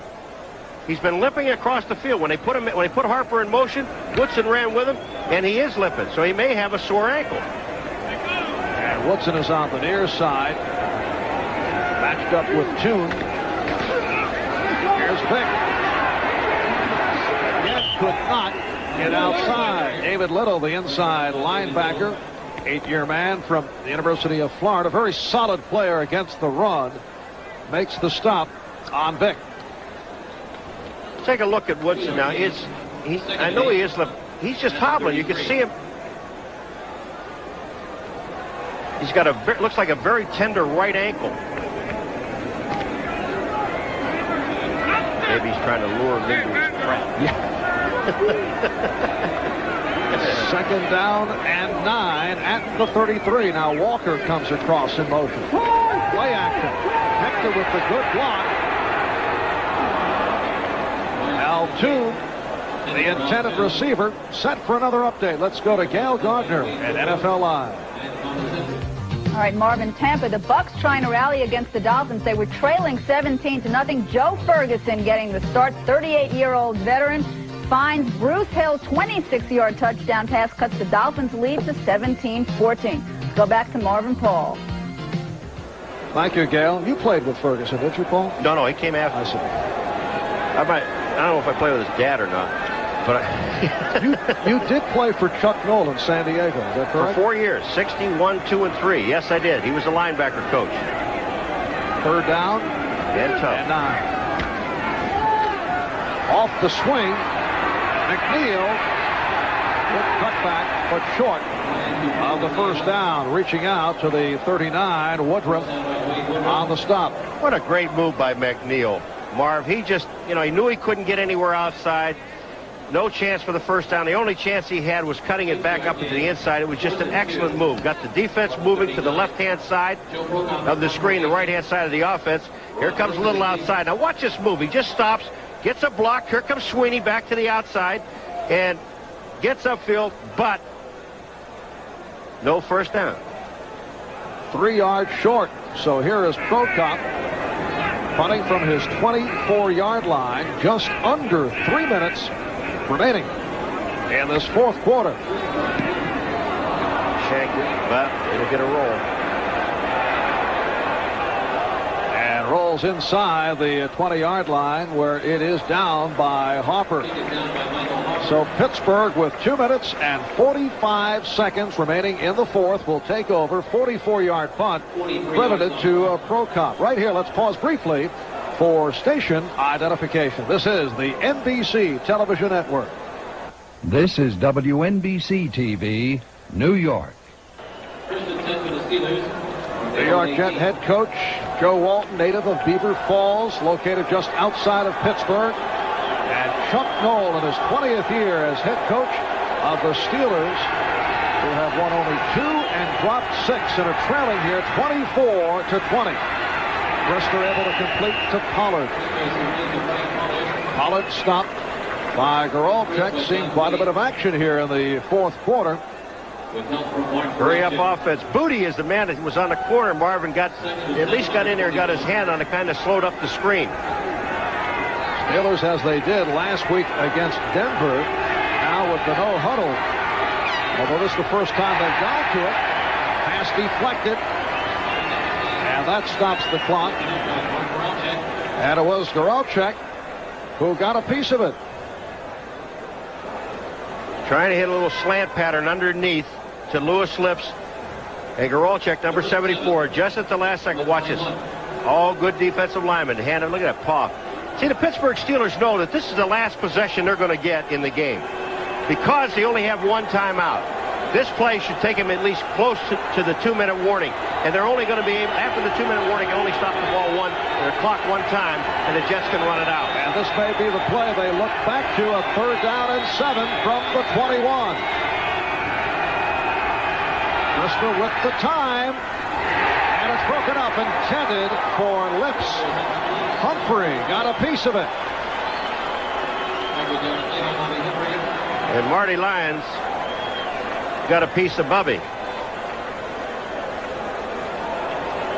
This is 4th down. Are they thinking about punting the ball away? Here comes the play. It's at the end of the play.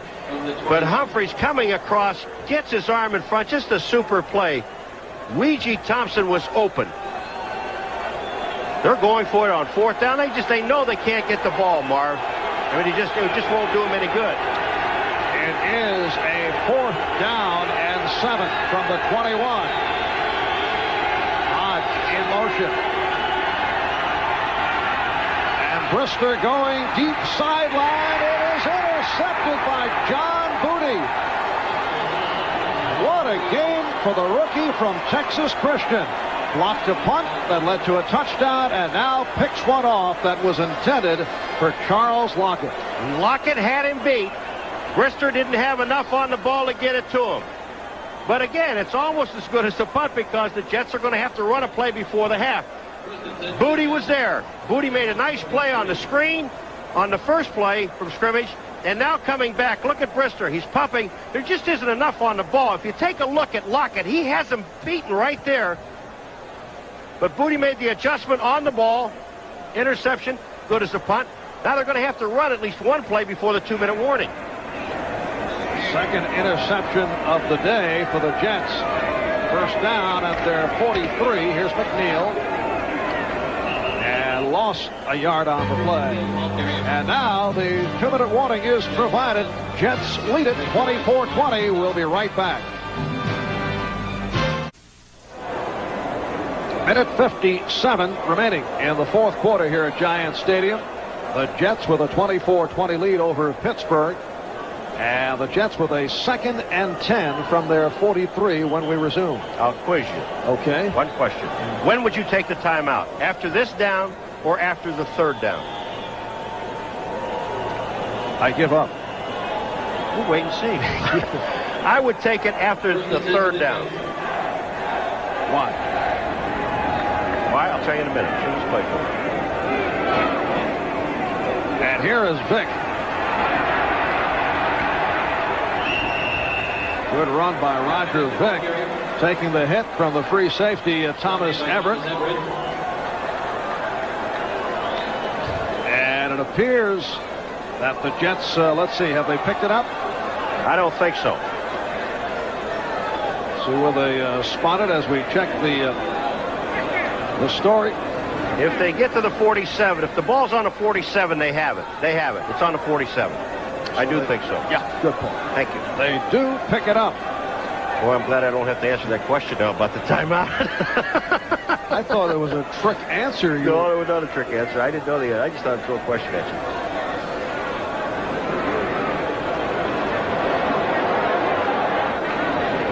And the report card on the Steelers, Brister came out throwing and then stopped as Pittsburgh went to the running game.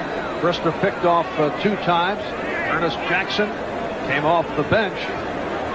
7 carries, 47 yards. Rodney Cardo had the sensational game against Denver last week. Got hurt early, pulled a hamstring, and was not a factor. And Lips with 3 catches. That was it. Quiet day for Lewis Lips. And with those stats of Bubby Brister's, Marv, is it right he only threw 1 time in the second quarter? 1 time in the second quarter. And those are pretty good stats for him. Led to the fumble. The completion to Hodge. That was coughed up.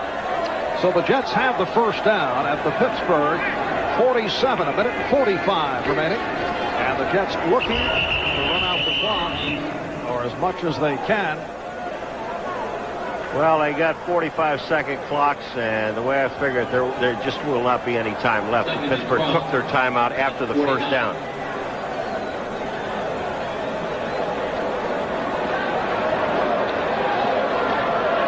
Pretty good defensive football game, because if the Jets on 3 touchdowns were all after turnovers.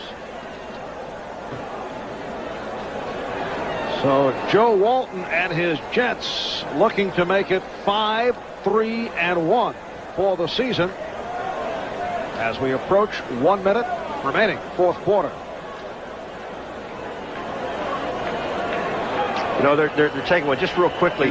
Pittsburgh 352 yards total offense. The Jets 202. And right now, time for the Most Valuable Player Award, sponsored by Budweiser. And there he is, the one-time Pittsburgh Steeler, Robin Cole. Budweiser will make a contribution to the United Way on behalf of all the MVPs selected in today's games. 8 solo tackles, 2 assists, and 2 sacks. 1 fumble recovery for the one-time Steeler, 33-year-old Robin Cole, who had a distinguished career with the Pittsburgh Steelers, emerged as a team leader since coming over to the Jets. He was a #1 draft pick of the Steelers back in 1977. As time has run out, and Joe Walton and his Jets follow up on the explosive victory over Miami last Sunday in Miami, with a 24-20 win over the Pittsburgh Steelers. The Steelers drop to a record of 2-7. Thanks to our producer, David Neal, our director, John Gonzalez. Jets win it by 4.